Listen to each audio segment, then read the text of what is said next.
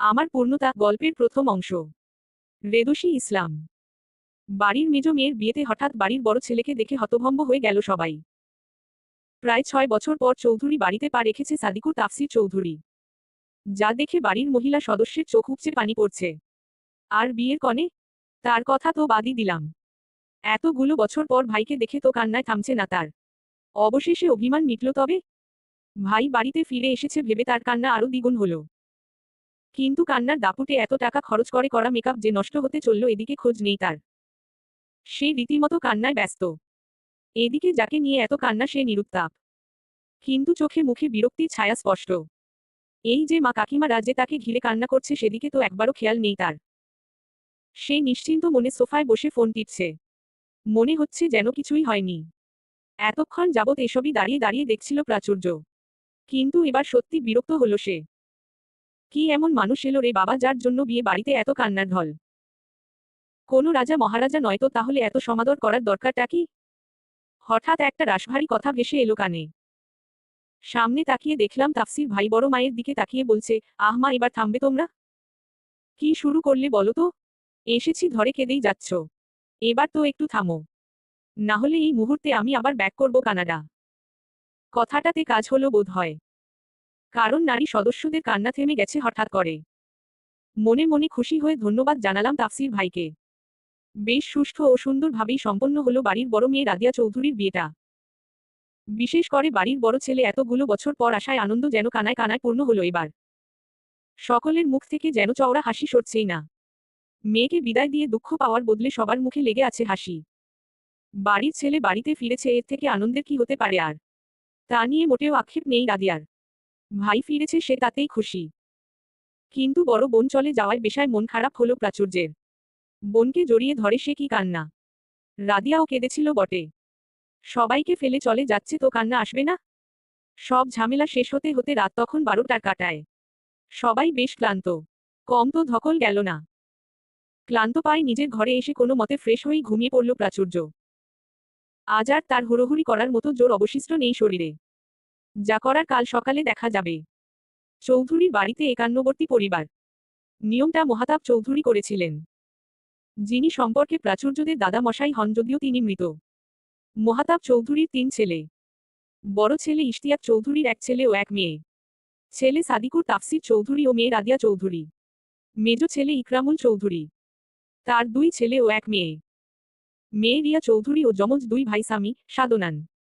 ও ছোট ছেলে অর্থাৎ আমার বাবা ইনসাফ চৌধুরী। আমার বাবার একমাত্র মেয়ে আমি মেহেরিন প্রাচুর্য চৌধুরী। যখন আমার বয়স 12 তখন কোনো কারণবশত তাফসির ভাই রাগ করে কানাডা চলে যান। কারণটা হয়তো বাড়ির ছোট সদস্যরা বাদে বড় সদস্যরা সবাই জানে। তারপর ইশরাফ ভাই বড় মা ছাড়া আর কারোর সাথেই যোগাযোগ রাখেননি। বড় মার সাথে ফোনে যতটুকু কথা হতো তাতেই তাফসির ভাইয়ের খোঁজ খবর পেতেন সবাই। ইশরাফ ভাই এতদিন যাবৎ সেখানেই পড়াশোনা করতেন। তবে তার পড়াশোনার পাট চুকে গেছে বছর খানিক আগেই। শুনেছি সেখানেই কোনো একটা চাকরি করতেন। সকালে যখন ঘুম ভাঙল আমার তখন সকাল গড়িয়ে প্রায় দুপুর হওয়ার পথে। দাঁত ব্রাশ করতে করতে বেকনিতে এসে দাঁড়ালাম। এটা অবশ্য আমার নিত্যদিনের কাজ। সকালে এসে বেকনিতে লাগানো প্রিয় ফুলের গাছগুলোতে চোখ না বুলালে ভালো লাগে না আমার। হঠাৎ পাশের বেলকনি থেকে থাই গ্লাস সরানোর শব্দে পাশ ফিরে তাকালাম। অমনি উদাম গায়ে বের হলেন তাফসির ভাই। যা দেখেই আমার চোখ বড় বড় হয়ে গেল। হঠাৎ খেয়াল করলাম উনিও ভ্রু কুঁচকে আমার দিকেই তাকিয়ে আছে।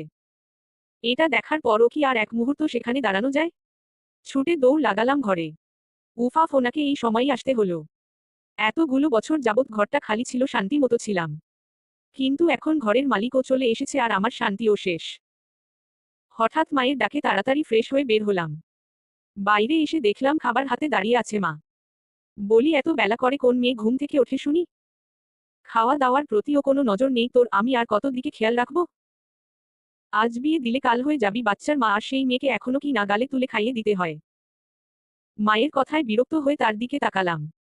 এই নতুন কিছু নয়। প্রতিদিন সকালেই এসব কথা শুনতে শুনতে অভ্যস্ত আমি। মায়ের দিকে তাকিয়ে করুণ কণ্ঠে বললাম, মা এমন করছো কেন?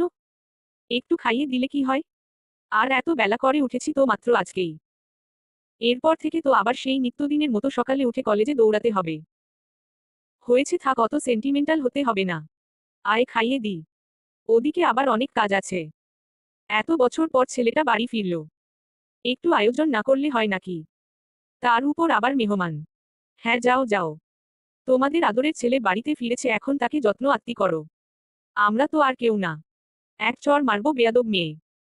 এসব কথা বাড়ির কেউ শুনলে কি মনে করবে? আর সোনার টুকরো ছেলে আমাদের, ওর যত্ন আত্তি করবো নাকি তোর করব? সারাদিন শুধু ছোটাছুটি করিস। মায়ের কথা শুনে মনটা একটু আধটু খারাপ হলো আমার। বলে ফেলেছি একটা কথা, তার জন্য এমন ভাবে বলার কি আছে রে বাবা? তবুও কিছু না বলে চুপচাপ খাওয়াটা শেষ করলাম। আমাকে খাইয়ে দিয়েই মা ব্যস্ত পায়ে চলে গেলেন নিচে। বাড়ি ভর্তি মেহমান, আমাকে নিয়ে পড়ে থাকলে চলবে নাকি তার? কত কাজ, আমার আর কি করার এখন? তাই নতুন একটা জামা পরে গায়ে ওড়না পেঁচিয়ে বসার ঘরে যাওয়ার উদ্দেশ্যে পা বাড়ালাম। কিন্তু যাওয়ার পথে হঠাৎ রিয়া আপুর ঘর থেকে হাসাহাসির আওয়াজ শুনে থেমে গেলাম। বুঝলাম রিয়া আপুর ঘরেই আড্ডা বসেছে সবার, অর্থাৎ কাজিন মহলের। আমার কি এখন অন্য কোথাও যাওয়ার ইচ্ছা থাকে? যেখানে আড্ডা সেখানে আমি। তাই চলে গেলাম রিয়া আপুর ঘরে। আমি যেতেই আমাকে টেনে নিয়ে বসালো সবার মাঝখানে। আমিও বাবু হয়ে বসে পড়লাম। ঘরে ছোট বড় সব বোনই আছে। তাফসির ভাইয়ের মামাতো বোন তিশা আপুর দিকে তাকিয়ে বললাম, কাহিনী কি আপু? এত হাসাহাসি কিসের? আড্ডার বিষয়বস্তু কি সেটা আগে বলো। আমার কথা শুনে তিশা আপু রসিক গলায় বলল, আজকের আড্ডার বিষয়বস্তু আমাদের তাফসির ভাই। তারপর আবার উচ্ছ্বাসিত কণ্ঠে বলে উঠল, দেখেছিস প্রাচুর্য, তাফসির ভাই বিদেশ যে আগে থেকে কি সুন্দর হয়েছে। আমি বললাম, সুন্দর হতেই পারে আপু, এটা কি স্বাভাবিক না? উনি তো আগেও সুন্দর ছিল, আর ওখানের আবহাওয়া ভালো, হয়তো তাই আরো সুন্দর হয়েছে। এটা তো অস্বাভাবিক কিছু না। আমার কথা শুনে তিশা আপু বলল, তা ঠিক। আচ্ছা, ওনার কি গার্লফ্রেন্ড আছে? জানিস কিছু? ওনার কথা শুনে আশ্চর্য হয়ে গেলাম আমি। আরে আজব তো, আমি কিভাবে জানবো? আমি কি ওনার সাথে থাকি নাকি? এত দরকার পড়লে নিজে যে খুঁজে নিলেই তো হয়। আমার কাছে জিজ্ঞেস করছে কেন? তবুও মুখের কথা মুখে রেখে বললাম, আমি এত কিছু জানি না আপু। আর ওনাকে তো আমি এখনো পর্যন্ত ভালো করে দেখলামই না। কাল আসার পর যখন সোফায় বসেছিল তখন দূর থেকে যেটুকু দেখেছিলাম অতটুকুই। সকালের কথাটুকু চেপে গেলাম, কারণ ওই কথাটুকু বললে এখন 100টা প্রশ্ন করে মাথা খাবে এরা। আর ওনার বিষয়ে বেশি কথা বাড়াতে আমি মোটেও ইচ্ছুক নয়। আমার কথা শেষ হওয়ার সাথে সাথে রিয়া আপু বলল, হয়েছে, এবার থামো সবাই। তারপর বলো, কালকে রাদিয়া আপুর রিসিপশনে কে কি পড়ছে? রিয়া আপুর কথায় গল্পের মোড় ঘুরে গেল কালকে রাদিয়া আপুর রিসিপশনের দিকে। সবাই বিশাল আলোচনার পরে ডিসিশন হলো শাড়ি পরবে সবাই। এই ডিসিশনে সবাই খুশি হলেও হতে পারলাম না আমি। কারণ শাড়ি পরে হাঁটা তো দূরেরই কথা, শাড়ি পরলেও কেমন লজ্জা লাগে আমার, কিন্তু কেন তা জানি না। তাই বাদ সেধে বললাম, তোমরা শাড়ি পরলে পরোগে বাবা, আমি ওসব শাড়ি টাড়ি পরতে পারবো না। আমার কথা শুনে খেই করে উঠল রিয়া আপু। তারপর রাগী কণ্ঠে বলল, শাড়ি পরতে পারবি না মানে? মামার বাড়ির আবদার পেয়েছিস নাকি যে শাড়ি পরতে পারবি না বললি? আর অমনি আমরা শুনে নিলাম। রিয়া আপুর সাথে তাল মিলিয়ে তাফসির ভাইয়ের খালাতো বোন সাইমা আপুও বলে উঠল, হ্যাঁ তাই তো, আমরা সবাই শাড়ি পরবো আর তুমি একা পরবে না, এটা তো মেনে নিব না। তোমাকে পরতেই হবে। আপুর সাথে সবাই বলে উঠল যে, হ্যাঁ পরতেই হবে। অগত্যা আমি আর কি করব? উপায় না দেখে রাজি হয়ে গেলাম। সব মেহমানদের খাওয়া হয়ে গেলে বসলো বাড়ির সদস্যরা। আমার ডাক পড়তেই ডাইনিং রুমে যেয়ে দেখলাম খাবারের বিশাল আয়োজন। ইতিমধ্যে বসে পড়েছে সবাই। তার মধ্যে তাফসির ভাইও আছে দেখছি। আমি চেয়ার টেনে বসতেই এক নজর আমার দিকে তাকিয়ে খাওয়ায় মনোযোগ দিল সে। বড় মা, মেজো মা সবাই এমন খাতির যত্ন করছে দেখে মনে হচ্ছে বাড়িতে নতুন মেয়ে জামাই এসেছে। কিন্তু বড় বাবার দিকে তাকিয়ে অবাক হলাম। তার কোনো দিকে খেয়াল নেই। দেখে মনে হচ্ছে খুব বিরক্ত সে। কিন্তু কারণটা বুঝলাম না। এতদিন পর ছেলে বাড়িতে এসেছে, কোথায় বাকিদের মতো মাথায় তুলে রাখবে, আর তা না করে তিনি বিরক্ত হচ্ছেন। তাই পাশে বসা রিয়া আপুর কাছে কানে কানে জিজ্ঞেস করলাম, কি ব্যাপার বলো তো আপু? বড় বাবা এমন বিরক্ত হয়ে খাচ্ছে কেন? আমার কথা শুনে রিয়া আপু বলল, পাশে তাফসির ভাই আছেন তো তাই হয়তো। উনি আসা অবধি না এখনো পর্যন্ত তিনি বড় বাবার সাথে কথা বলেছেন আর না বড় বাবা। এদের মধ্যে কোনো যুদ্ধ তো চলছেই যা আমরা জানি না। রিয়ার আপুর কথা শুনে বুঝলাম কাহিনী একটু বেশিই গরমিলে। জানার প্রচুর আগ্রহ থাকলেও আপাতত শান্ত হয়ে খেতে শুরু করলাম। খাওয়ার মাঝখানে তাফসির ভাইয়ের ফোন বেজে ওঠায় উনি উঠে চলে যেতে লাগলেন। কিন্তু তার মধ্যেই পেছনে থেকে ডেকে উঠলেন মেজো বাবা। তাফসির ভাই থেমে মেজো বাবার দিকে তাকিয়ে বললেন, জি মেজো বাবা বলুন। খেতে খেতে মেজো বাবা তাফসির ভাইয়ের উদ্দেশ্যে বললেন, ফ্রি হয়ে একবার আমার রুমে এসো তো, জরুরি কথা আছে। মেজো বাবার কথা শুনে তাফসির ভাই এক পলক বড় বাবার দিকে তাকালেন। তারপর আবার মেজো বাবার দিকে তাকিয়ে বললেন, ঠিক আছে মেজো বাবা, আমি একটু পর আসছি। মেজো বাবা উপর নিচ মাথা নেড়ে সম্মতি জানাতেই তাফসির ভাই ভারী কদম ফেলে চলে গেলেন। খাওয়া শেষ হতেই রুমে এসে ফোন হাতে নিয়ে বসলাম। কালকে থেকে ফোন ধরার সময়টুকু পাইনি, তাই মেসেঞ্জারে ঢুকেই সর্বপ্রথম ফ্রেন্ডদের গ্রুপে ঢুকলাম। এরা ননস্টপ বকবক করে, তাদের সাথে কথা বলতে বলতে কখন ঘুম ঘুম ভাবটা চলে আসলো বুঝতে পারিনি। কিন্তু আমার ঘুমটা বোধ হয় রিয়া আপু সহ্য হলো না। ঘুমের ভাবটা গাঢ় হতেই এসে ডাকাডাকি করা শুরু করলো সে। আমি অনেক কষ্টে চোখ হাতটুকু খুলে জিজ্ঞেস করলাম, কি হয়েছে হয়েছে আপু, ডাকছো কেন? রিয়া আপু হাত ধরে টেনে ওঠাতে ওঠাতে বলল, তুই এই সময় ঘুমাচ্ছিস? তাড়াতাড়ি উঠে রেডি হ, শাড়ি কিনতে যাব সবাই। আপুর কথায় সোজা হয়ে বসলাম আমি। ঘুমে ঢুলু ঢুলু চোখে চুলে হাত খোপা করতে করতে জিজ্ঞেস করলাম, কিসের শাড়ি? আমার আর শাড়ি কেনা লাগবে না, মায়ের থেকে একটা নিয়ে পরব। তোমরা যাও। আমার কথা শুনে বেশ বিরক্ত হলো আপু। বাজখাই কণ্ঠে বলল, জি না, ওই শাড়ি পরলে হবে না, আমরা সবাই একই রকম শাড়ি পরব। তাড়াতাড়ি উঠে রেডি হন, বসুন্ধরায় যাব। তোকে 10 মিনিট সময় দিলাম, তার মধ্যে রেডি হয়ে নিচে আসবি, অপেক্ষা করছি, বলে ঘর থেকে বের হয়ে চলে গেল আপু। রেডি হয়ে নিচে আসতেই দেখলাম তাফসির ভাই মেজো বাবার ঘর থেকে বের হচ্ছে। তৎক্ষণাৎ মনে পড়ল, ওহো মেজো বাবা তো ডেকেছিলেন ওনাকে কোনো একটা কারণে, কিন্তু কি বলল তা তো জানা হলে না। আমার ভাবনা চিন্তার মাঝেই সামনে কারোর উপস্থিতি টের পেলাম। আস্তে আস্তে মাথা তুলে তাকাতেই দেখলাম তাফসির ভাই এসে দাঁড়িয়েছেন আমার সামনে। ওনাকে এত সামনে দেখতেই প্রথমে থতমত খেয়ে গেলাম। কিছু বলতে যাব তার আগেই উনি বলে উঠলেন, এত সেজেগুজে কোথায় যাচ্ছিস? ওনার কথা শুনে একবার নিজের দিকে তাকালাম, কিন্তু সাজার চিহ্ন মাত্র না পেয়ে ওনার দিকে তাকিয়ে বললাম, সাজলাম কোথায় তাফসির ভাই, নতুন জামাটাই তো পরলাম শুধু। আমার কথায় ভ্রু কুঁচকে বললেন, বাহ 2 দিনের পুচকে মেয়ে কথা শিখেছিস তো ভালো। কোনটাকে সাজ বলে আর কোনটাকে বলে না তা এখন তোর কাছ থেকে শিখতে হবে, জানতাম না তো। ওনার কথা শুনে অবাক হয়ে গেলাম আমি। আমি কি বললাম আর উনি কি কি বলল? আমি উত্তরে কিছু বলতে যাব তার মধ্যেই রিয়া আপু এসে দাঁড়ালো পাশে। তাফসির ভাইয়ের দিকে তাকিয়ে জিজ্ঞেস করল, কি হয়েছে ভাইয়া, কোনো সমস্যা? তোদের ছোট বোন যে দিন দিন বেয়াদব হয়ে যাচ্ছে সেদিকে খেয়াল রাখিস তোরা? মুখে মুখে তর্ক ও করা শিখেছে দেখছি, সাবধানে রাখিস এটাকে, বলে চলে গেলেন তাফসির ভাই। ওনার কথা শুনে তাজ্জব বনে গেলাম। মনে মনে ভাবছি কি এমন বললাম যার জন্য বেয়াদব উপাধি পর্যন্ত পেয়ে গেলাম। তাফসির ভাইয়ের কথা শুনে আমার দিকে অবাক দৃষ্টিতে তাকিয়ে রিয়া আপু বলল, ওনাকে কি বলেছিস প্রাচু? এই তুই বেয়াদবি করেছিস ওনার সাথে? জানিস না উনি তোর কত বড়? বিশ্বাস করো আপু, কিচ্ছু বলিনি আমি, উনি বানিয়ে বানিয়ে বলেছেন। আচ্ছা বাদ দে। Carla. গাড়িতে তিশাপু আর সাইমা অপেক্ষা করছে। Humakalo. ঘড়িতে যখন 10টা বাজে তখন এক গাদা শপিং ব্যাগ নিয়ে বাড়িতে ঢুকলাম সবাই। আমাদের দেখেই মা শরবত বানাতে চলে গেলেন সবার জন্য। আমি এসেই শপিং ব্যাগগুলো কোনো মতে নিচে রেখেই সোফায় গা এলিয়ে দিলাম ক্লান্তিতে। পা ব্যথায় টনটন করছে। পুরো বসুন্ধরা চরকি মারিয়েছে একই রকমের অনেকগুলো সুন্দর শাড়ি খুঁজতে। যেটা পছন্দ হয় সেটা একই রকমের অনেকগুলো পাওয়া যায় না, আবার যেটা পাওয়া যায় সেটা পছন্দ হয় না। অবশেষে ঘুরে ঘুরে এক দোকানে পেলাম কুন্দনের কাজ করা গোলাপি ও বেগুনির সংমিশ্রণের শাড়ি। অসম্ভব সুন্দর দেখতে শাড়িটি পছন্দ হলো সবারই। এর মধ্যেই নিচে নেমে এলেন তাফসির ভাই। সদর দরজার দিকে যেতে যেও আমাদের দেখে পা ঘুরিয়ে চলে এলেন আমাদের দিকে। আশ্চর্য হওয়ার ভান করে বললেন, তোরা কি পুরো বসুন্ধরা উঠিয়ে নিয়ে এলি নাকি? বাপ চাচারা যা আয় করছে সব দেখি তোরা শপিং এর পেছনে লাগিয়ে দিচ্ছিস। ওনার কথা শুনে মেজাজ গরম হলেও কিছু না বলে চুপ করে থাকলাম। কারণ আমি কিছু বললেই তো দোষ। দেখা গেল আবারও বেয়াদব উপাধি পেয়ে গেলাম। কিন্তু রিয়া আপু চুপ করে থাকলো না। মিন মিন করে বলল, তেমন কিছুই না ভাইয়া। আসলে কালকে আপুর রিসিপশনে সবাই একই রকমের শাড়ি পরব তো তাই। উত্তরে তাফসির ভাই কিছু না বলে ধূপ করে বসে পড়ল আমার পাশে।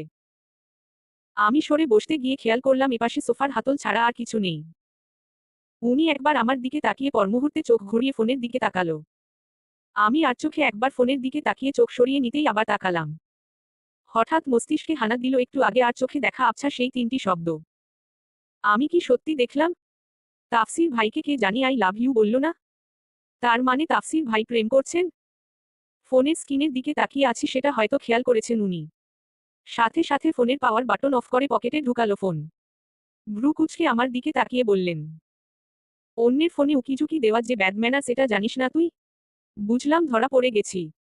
তবুও সাফাই গাইতে বললাম, আমি কোথায় আপনার ফোনে উকিঝুঁকি দিলাম তাফসির ভাই? আমি তো ওই পাশের হাতলে থাকা তেলাপোকাটাকে দেখছিলাম। দেখুন দেখুন এখনো যাচ্ছে না। আমার কথা শুনে পাশের হাতলের দিকে তাকালেন উনি। সত্যি তেলাপোকা দেখে আর কিছু বললেন না। উঠে চলে গেলেন ওনার রুমের দিকে। বুঝলাম কথায় হয়তো কাজ হয়েছে। মনে মনে তেলাপোকাটাকে ধন্যবাদ জানালাম। কারণ সে এসে সময় মতো না বসলে আজকে মান সম্মান সব যেত শুধুমাত্র তাফসির ভাইয়ের ফোনের দিকে তাকানোর জন্য। এর মধ্যে মা এসে তাড়া লাগালেন। আমাদের এখনো বসে থাকতে দেখে রাগী গলায় বললেন, তোরা এখনো উঠিসনি? তোদের নিয়ে কি করব বলতো? একটু পরেই তোদের বাপ চাচারা নিচে নামবে খেতে আর তোরা এখনো বসে আছিস? আজকে কি নতুন জানছিস যে সবাই একসাথে খেতে বসে এই বাড়িতে? নিয়ম কানুন সব ভুলে গেলি? মায়ের কথা শুনে আমি বললাম, যাচ্ছি মা। ফ্রেশ হয়েই চলে আসছি। বেশিক্ষণ লাগবে না। তখন সকাল 10:30। শাড়ি পরে হালকা সাজগোজ করে যখন আয়নার সামনে নিজেকে ঘুরিয়ে ঘুরিয়ে দেখছি সেই মুহূর্তে দরজায় নক করল কেউ।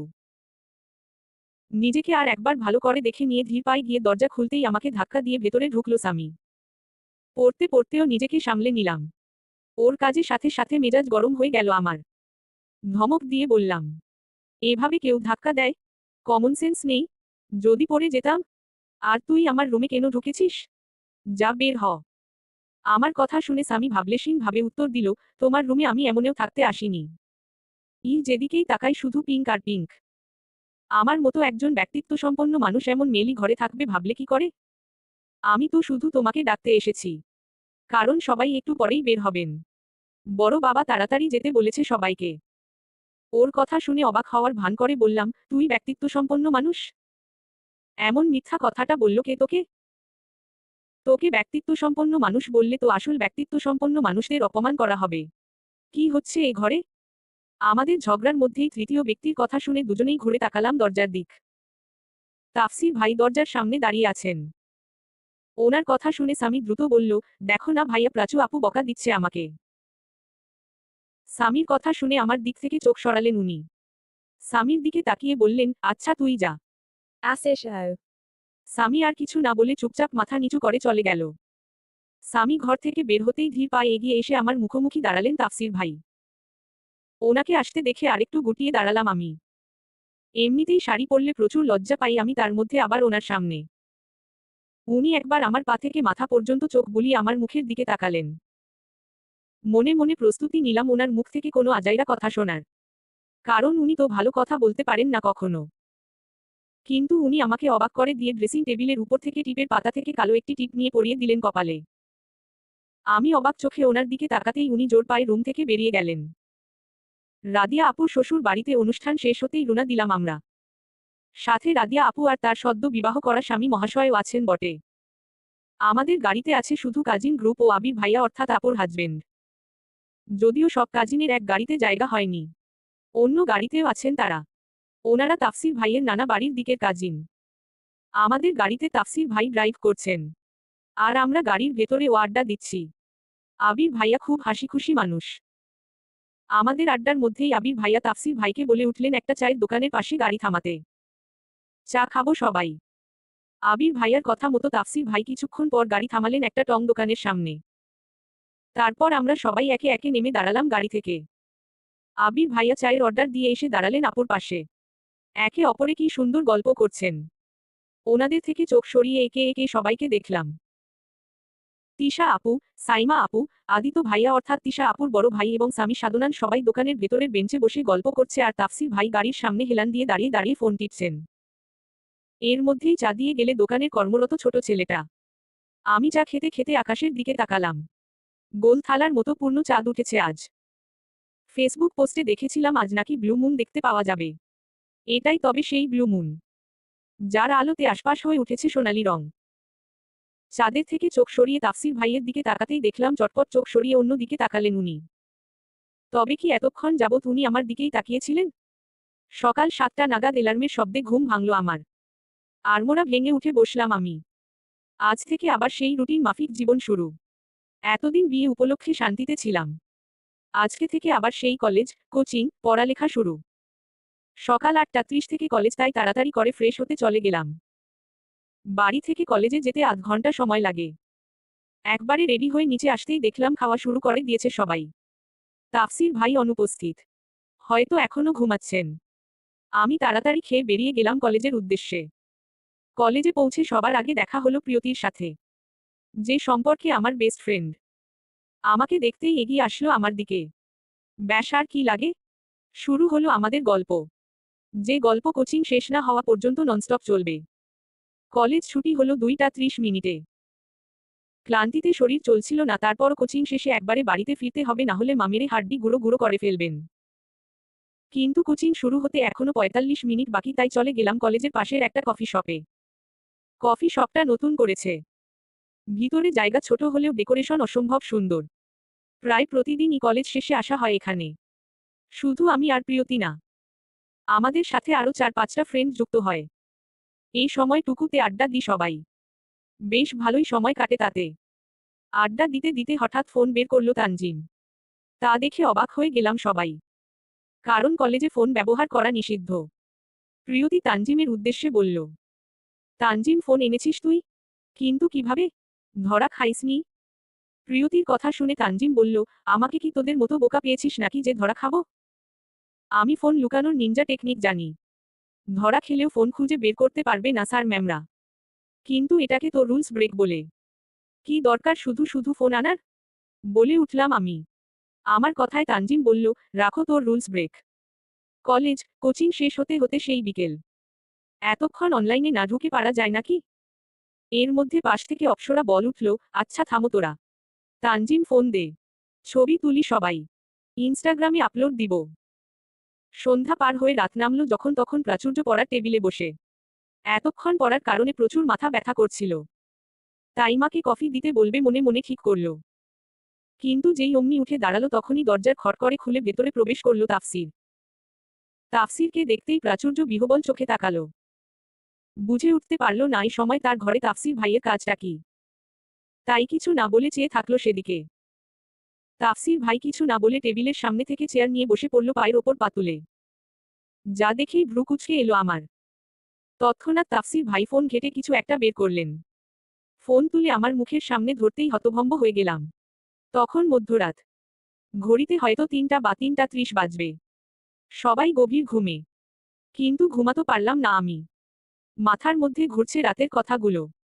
তাফসির ভাইয়ের দেওয়া থ্রেড। সাথে বাড়ছে মৃদুলের উপর ক্ষোভ।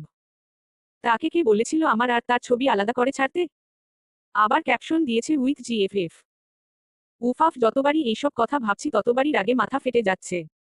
পরের দিন কলেজে যাই একবার শুধু। তারপর ওর একদিন কি আর আমার একদিন। তখন তাফসির ভাই ফোন ঘেটে মৃদুল আর আমার একসাথে একটা ছবি দেখিয়েছিলেন, যেটা গতকাল দুপুরে কফি শপে তুলেছিলাম আমরা। শুধু তো আমি একা না, সবাই তো এমন আলাদা আলাদা অনেক ছবিই তুলেছিলেন। কিন্তু না, তাফসির ভাই তো সেটা দেখবেনই না। দেখবেন তো শুধু আমার ছবি। আমি তো ওনার শত্রু লাগি। তাই আমাকেই দেখবেন সব জায়গাতে। তখন উনি ফোন নামিয়ে গম্ভীরভাবে আমার দিকে তাকিয়ে বললেন, তোকে ছোট বাবা কলেজে পাঠায় ছেলেদের সাথে ঘেঁষাঘেঁষি করে ছবি তুলতে? ওনার কথা শুনে রীতিমতো হতবাক হয়ে গেলাম আমি। এটা মোটেও ঘেঁষাঘেঁষি করে তোলা ছবি নয়। আমাদের মাঝে যথেষ্ট ডিস্টেন্স আছে, এটা চোখে বিধছে না ওনার? তবুও কিছু বললাম না। দেখে বোঝাই যাচ্ছে উনি হয়তো রেগে আছেন প্রচুর। তাই মাথা নিচু করে চুপ করে থাকলাম। উনি আবার বলতে শুরু করলেন, উত্তর দিচ্ছিস না কেন? বল ছোট বাবা, কি তোকে এইসব করতে কলেজে পাঠাই? তোর লজ্জা করে না এই বয়সে প্রেম প্রীতি করতে? ওনার কথা শুনে বুঝতে পারলাম যে আমাদের ছবি দেখে ভুল বুঝেছেন উনি। তাই সাহস জগিয়ে ওনার দিকে তাকিয়ে বললাম, আপনি ভুল বুঝছেন আমাকে। আমি প্রেম করি না তাফসির ভাই। ও আমার জাস্ট ফ্রেন্ড। আমার কথা শুনে বসা থেকে হুট করে দাঁড়িয়ে গেলেন তাফসির ভাই। তারপর ফুঁসে উঠে বললেন, ও তোর জাস্ট ফ্রেন্ড? আচ্ছা মানলাম ও তোর ফ্রেন্ড। কিন্তু তোর ছেলে ফ্রেন্ড কেন থাকবে? এই বাড়িতে আর কোনো মেয়ে ছেলে ফ্রেন্ড আছে? তাহলে এটুকু বয়সে তোর কেন থাকবে? ছোট বাবাকে যে বলি, যে তার মেয়ে কলেজে যে ছেলেদের সাথে আড্ডা দিয়ে বেড়াচ্ছে, তার মেয়ের সাথে ছবি তুলে ছেলেরা আপলোডও দিচ্ছে। আবার বলছে জিএফএফ। বাহ, মেয়ের কি উন্নতি! ওনার কথা শুনে আতঙ্ক ঘিরে ধরল আমাকে। সত্যি তো, এ বাড়ির অন্য মেয়েদের তো ছেলে ফ্রেন্ড নেই। বড় বাবা এসব পছন্দ করেন না বলে কেউই স্কুল বা কলেজে ছেলে ফ্রেন্ড বানায়নি। ছেলেদের ক্ষেত্রেও তাই। এ বাড়িতে বড় ছেলে বলতে একমাত্র তাফসির ভাইই আছেন। আর স্বামী সাধনান তো এখনো ছোট। কিন্তু কখনো তাফসির ভাইকে নিয়ে মেয়ে ঘটিত কোনো কথা কানে আসেনি। বিদেশে যে কি করেন সে কথা আলাদা, তবে এখানে তো এমন কথা কখনো শুনিনি। বড় বাবার কথা অনুযায়ী একটা ছেলে আর একটা মেয়ে কখনো ফ্রেন্ড হতে পারে না। ওনার এই ধারণা কেন তার কারণ জানি না।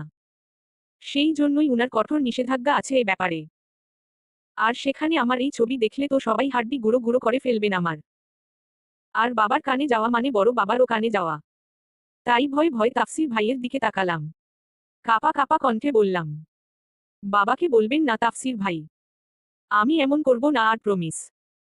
ওদের সাথে কথায় বলবো না আর দরকার পড়লে। তবু আপনি বাবাকে বলবেন না এই কথা। আমার কথা শুনে মুখভঙ্গি পরিবর্তন হলো ওনার। ভাবলেন কিছু একটা। তারপর পুনরায় আমার দিকে তাকিয়ে বললেন, সত্যি বলছিস তুই? আর করবি না তো এমন? ওনার কথা শুনে তাড়াতাড়ি উপর নিচ মাথা ঝাঁকালাম। ব্যস্ত কণ্ঠে বললাম, একদম সত্যি কথা বলছি তাফসির ভাই। বিশ্বাস করুন আর কখনো কোনো ছেলের সাথে কথাও বলবো না। বেশ করব তোকে বিশ্বাস, তবে একটা শর্তে। ওনার কথা শুনে ভয়টয় ভুলে গেলাম। কপাল কুঁচকে বললাম, এর মধ্যে আবার কি শর্ত তাফসির ভাই? উনি সেই চেয়ারে বসে পড়লেন আবার আগের স্টাইলে। বাম পায়ের ওপর তোলা ডান পাটা নাড়াতে নাড়াতে বললেন, আজকে থেকে আমার সব কথা শুনে চলতে হবে তোর। ওনার কথা শুনে মেজাজ চটে গেল আমার। মানে এখন উনি সুযোগের সৎ ব্যবহার করতে চাইছেন তাই তো? ওই যে কথায় আছে না, হাতি কাদায় পড়লে পিঁপড়াতেও লাথি মারে, ব্যাপারটা হচ্ছে তাই। কিন্তু মনে মনে ঠিক করলাম দমে যাওয়া যাবে না কিছুতেই। তাই কণ্ঠে ঘোর বিরোধিতা এনে বললাম, পারবো না আপনার সব কথা শুনে চলতে। আপনার যা ইচ্ছা করুন। যদিও বললাম কথাটা, কিন্তু মনে মনে ঠিকই ভয় কাঁপছিলাম। আমার কথা শুনে পা নাড়ানোটা বন্ধ করলেন উনি। আমার দিকে স্থির দৃষ্টি নিক্ষেপ করে বললেন, ভেবে বলছিস তো প্রাচু? ছবি কিন্তু ডিলেট করিনি। এতক্ষণ যাবৎ সঞ্চার করা সাহস ফুস করে নিভে গেল। বুঝতে পারলাম আর কোনো উপায় নেই। তাই ওনার কথা মেনে নিয়ে থমথমে গলায় বললাম, ঠিক আছে, আপনি যা বলবেন তাই হবে। শুনবো আজ থেকে আপনার সব কথা। উনি উঠে দাঁড়িয়ে আমার দিকে তাকিয়ে সবগুলো দাঁত বের করে হাসলেন। উচ্ছ্বাসিত কণ্ঠে বললেন, গুড গার্ল, তারপর বেরিয়ে যেতে লাগলেন ঘর থেকে। কিন্তু দরজার সামনে যেও থেমে গেলেন। পেছনে ঘুরে তড়িৎ বেগে এসে ডান হাত দিয়ে শক্ত করে গাল টিপে ধরলেন আমার। দাঁত খিচিয়ে বললেন, আর যেন কোনোদিন কোনো ছেলের আশেপাশেও না দেখি। যদি তোকে নিয়ে কখনো কোনো কথা আমার কানে আসে তবে পা কেটে রেখে দেব, মনে রাখিস। কলেজ, কোচিং এ যাবি ঠিক আছে, তবে সেখান থেকে সোজা বাড়িতে আসবি। অন্য কোথাও যেন না দেখি। কথাটা বলে গাল ছেড়ে দিয়ে গটগট পায়ে বেরিয়ে গেলেন রুম থেকে। আর আমি বিস্ফোরিত হয়ে ওনার যাওয়ার দিকে তাকিয়ে আছি। সেপ্টেম্বর মাসের প্রথম সকাল আজ। সকাল শুরু হতে না হতেই বাইরে তুমুল বৃষ্টি শুরু হলো। পানিতে ভরে গেল রাস্তাঘাট। আজ শুক্রবার বিধায় কলেজ, কোচিং এর হাত থেকে বেঁচে গেলাম। তাফসির ভাইয়ের কাজিনরা ফিরে যাননি এখনো। তবে উনার মামা মামি এবং খালামণি ও খালু ফিরে গিয়েছেন। তিশা আপুদের ফিরে যাওয়ার কথা আজকে থাকলেও সকাল থেকে ননস্টপ বৃষ্টি পড়ার কারণে যাওয়া ক্যান্সেল হলো। তাতে বেশায় খুশি হলাম আমরা। সবাই মিলে প্ল্যান করলাম বড় মাকে যে বলবো দুপুরে খিচুড়ি ও খাসির মাংস রান্না করার কথা। বাইরে মুষলধারে বৃষ্টি, সাথে গরম গরম খিচুড়ি। আহ, ভাবতেই এখনই জিভে পানি আসছে। তাই প্ল্যান অনুযায়ী সবাই মিলে চলে গেলাম নিচে। প্রথমে রান্না ঘরে উকি দিতেই দেখলাম বড় মা নুডলস সিদ্ধ করছে। আর মা প্রয়োজনীয় জিনিসপত্র কাটাকাটি করে দিচ্ছে। মেজো মা অনুপস্থিত এখানে। আমি পেছনে ফিরে আবার সবার দিকে তাকালাম। ওরা উৎসুক দৃষ্টিতে তাকিয়ে আছে আমার দিকে। আমি আবার সামনে তাকালাম। আস্তে আস্তে পা টিপে টিপে বড় মার পেছনে গিয়ে দাঁড়ালাম। আমার দিকে তাকিয়ে মা পেঁয়াজ কাটছেন। মা হয়তো বুঝতে পেরেছেন আমি কোনো ধান্ধা নিয়ে এসেছি, তাই সন্দিহান চোখে তাকিয়ে আছেন আমার দিকে। কিন্তু সেদিকে বিশেষ পাত্তা দিলাম না আমি। বড়মাকে পেছনে থেকে ঝাপটে ধরে উৎসাহিত কণ্ঠে ডাক দিলাম, বড়মা। আচমকা পেছনে থেকে ঝাপটে ধরায় বড় মা ভয় পেলেন খানিকটা। যা দেখে খিলখিলিয়ে হেসে উঠলাম আমি। তৎক্ষণাৎ পাশ থেকে চেঁচিয়ে উঠল মা। রাগী কণ্ঠে বললেন, তুই কি দিন দিন ছোট হয়ে যাচ্ছিস প্রাচু? এভাবে আচমকা কেউ ধরে? দেখলি না বড় আপা ভয় পেয়েছে? আহ, সাহানা, মেয়েটাকে বকছিস কেন? ছোট মানুষও পরপরই আমার দিকে তাকিয়ে বললেন, প্রাচু, আম্মু কি লাগবে তোর? এসেছিস নিশ্চয়ই কিছু বলতে? মায়ের কথা শুনে মুখ কালো করে দাঁড়িয়েছিলাম আমি। কিন্তু বড় মার কথায় হঠাৎ মনে পড়ল প্ল্যানের কথা। তাই আদুরে গলায় বললাম, বড় মা, খিচুড়ি আর খাসির মাংস খেতে ইচ্ছা করছে অনেক। দুপুরে একটু বানিয়ে দেবে প্লিজ? মা কিছু বলতে যাবে তার আগেই বড় মা বলে উঠলেন, কেন দেব না? এ আর এমন কি? খেতে চেয়েছিস আর আমি কি না দিয়ে পারি? বড় মার কথা শুনে আনন্দে নেচে উঠল মন। ফের বড় মাকে জড়িয়ে ধরে বললাম, বড় মা তুমি বেস্ট। এর মধ্যেই রান্নাঘরের দরজায় হাজির হলেন তাফসির ভাই। রান্নাঘরের দেয়ালে হেলান দিয়ে 2 হাত ভাঁজ করে দাঁড়ালেন। আমাদের দিকে তাকিয়ে ভ্রু নাচিয়ে বললেন, কি ব্যাপার? কি হচ্ছে এখানে? ওনাকে দেখে চমৎকার করে হাসলেন মা। আমার আর বড় মায়ের দিকে ইঙ্গিত করে বললেন, দেখ না বাবা, ওরা মা মেয়ে দুজন দুজনকে পেয়ে আমাকে ভুলে গেছে। দেখছিস না একে অপরকে কিভাবে সাপের মতো পেঁচিয়ে আছে? মার কথায় বড় বড় কদম ফেলে মার কাছে এগিয়ে গেলেন তাফসির ভাই।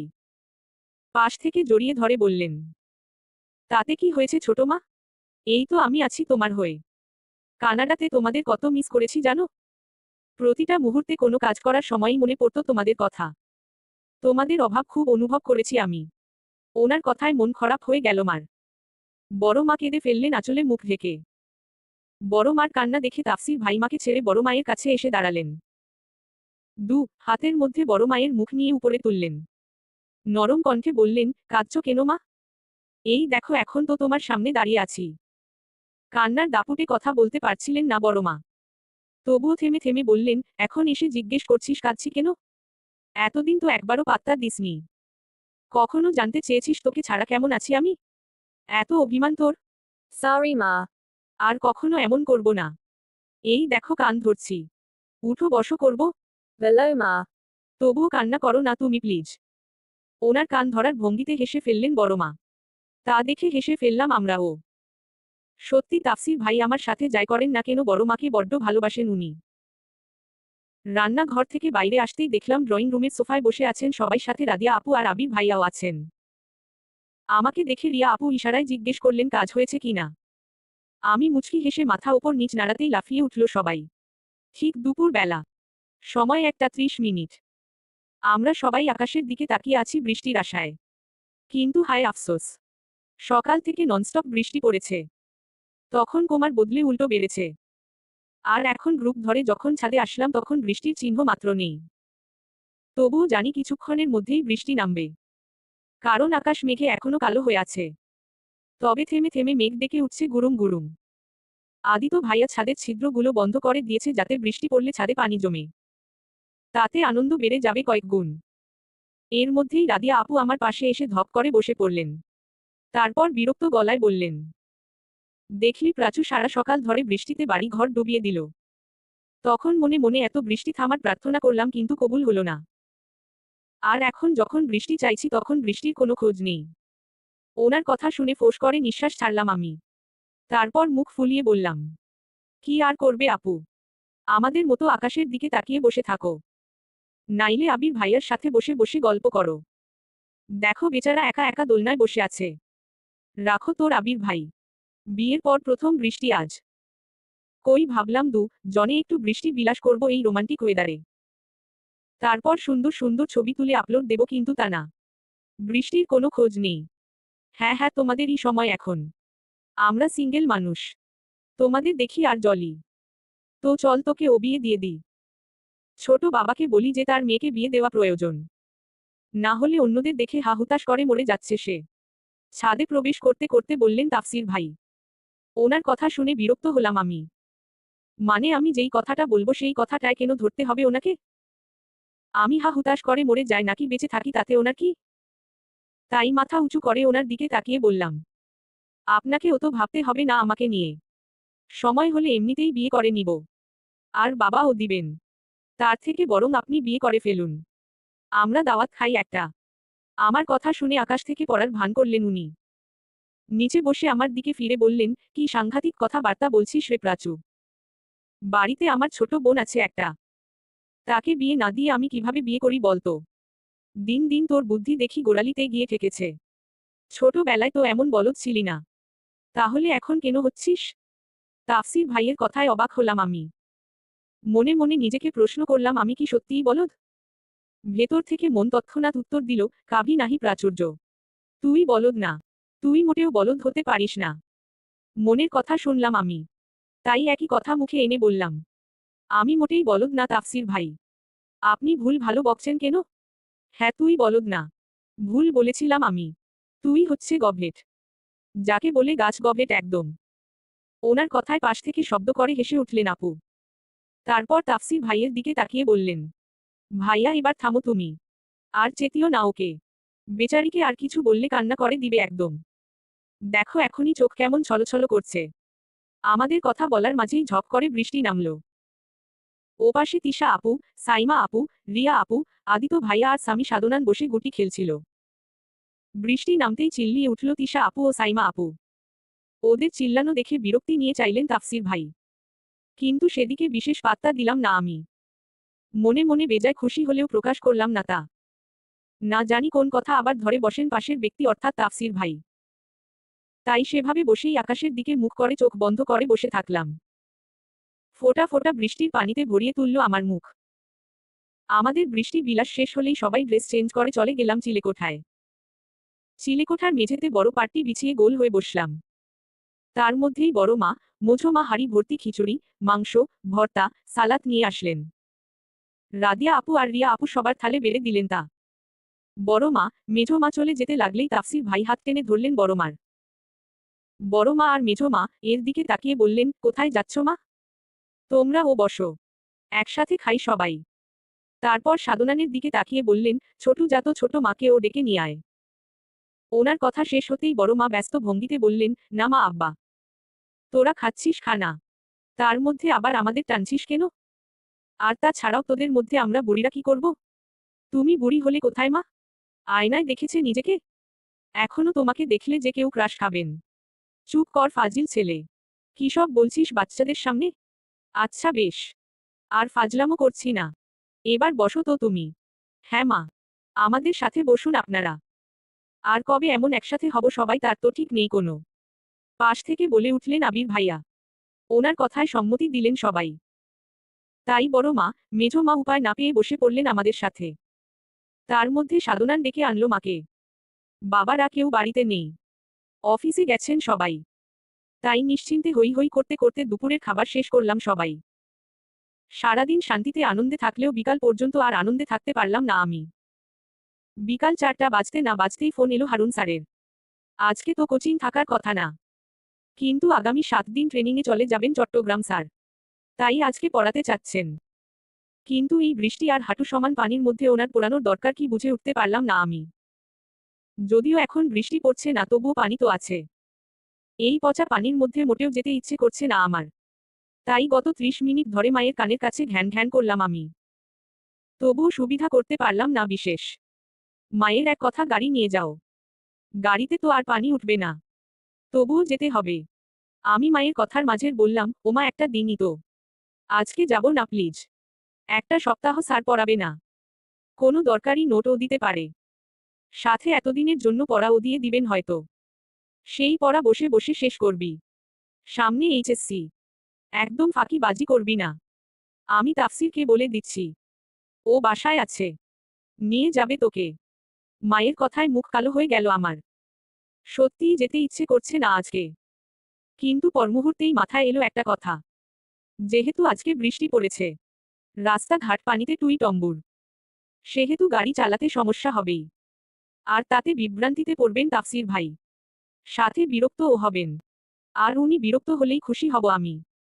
সাথে পথে এটা ওটা কিনে দিতে বলে আরো বিরক্ত করব আমি। ওনাকে বিরক্ত করার সুযোগ হাতছাড়া করব না আমি। তাই রাজি হয়ে গেলাম। ঘরে শুয়ে ছিলেন তাফসির ভাই।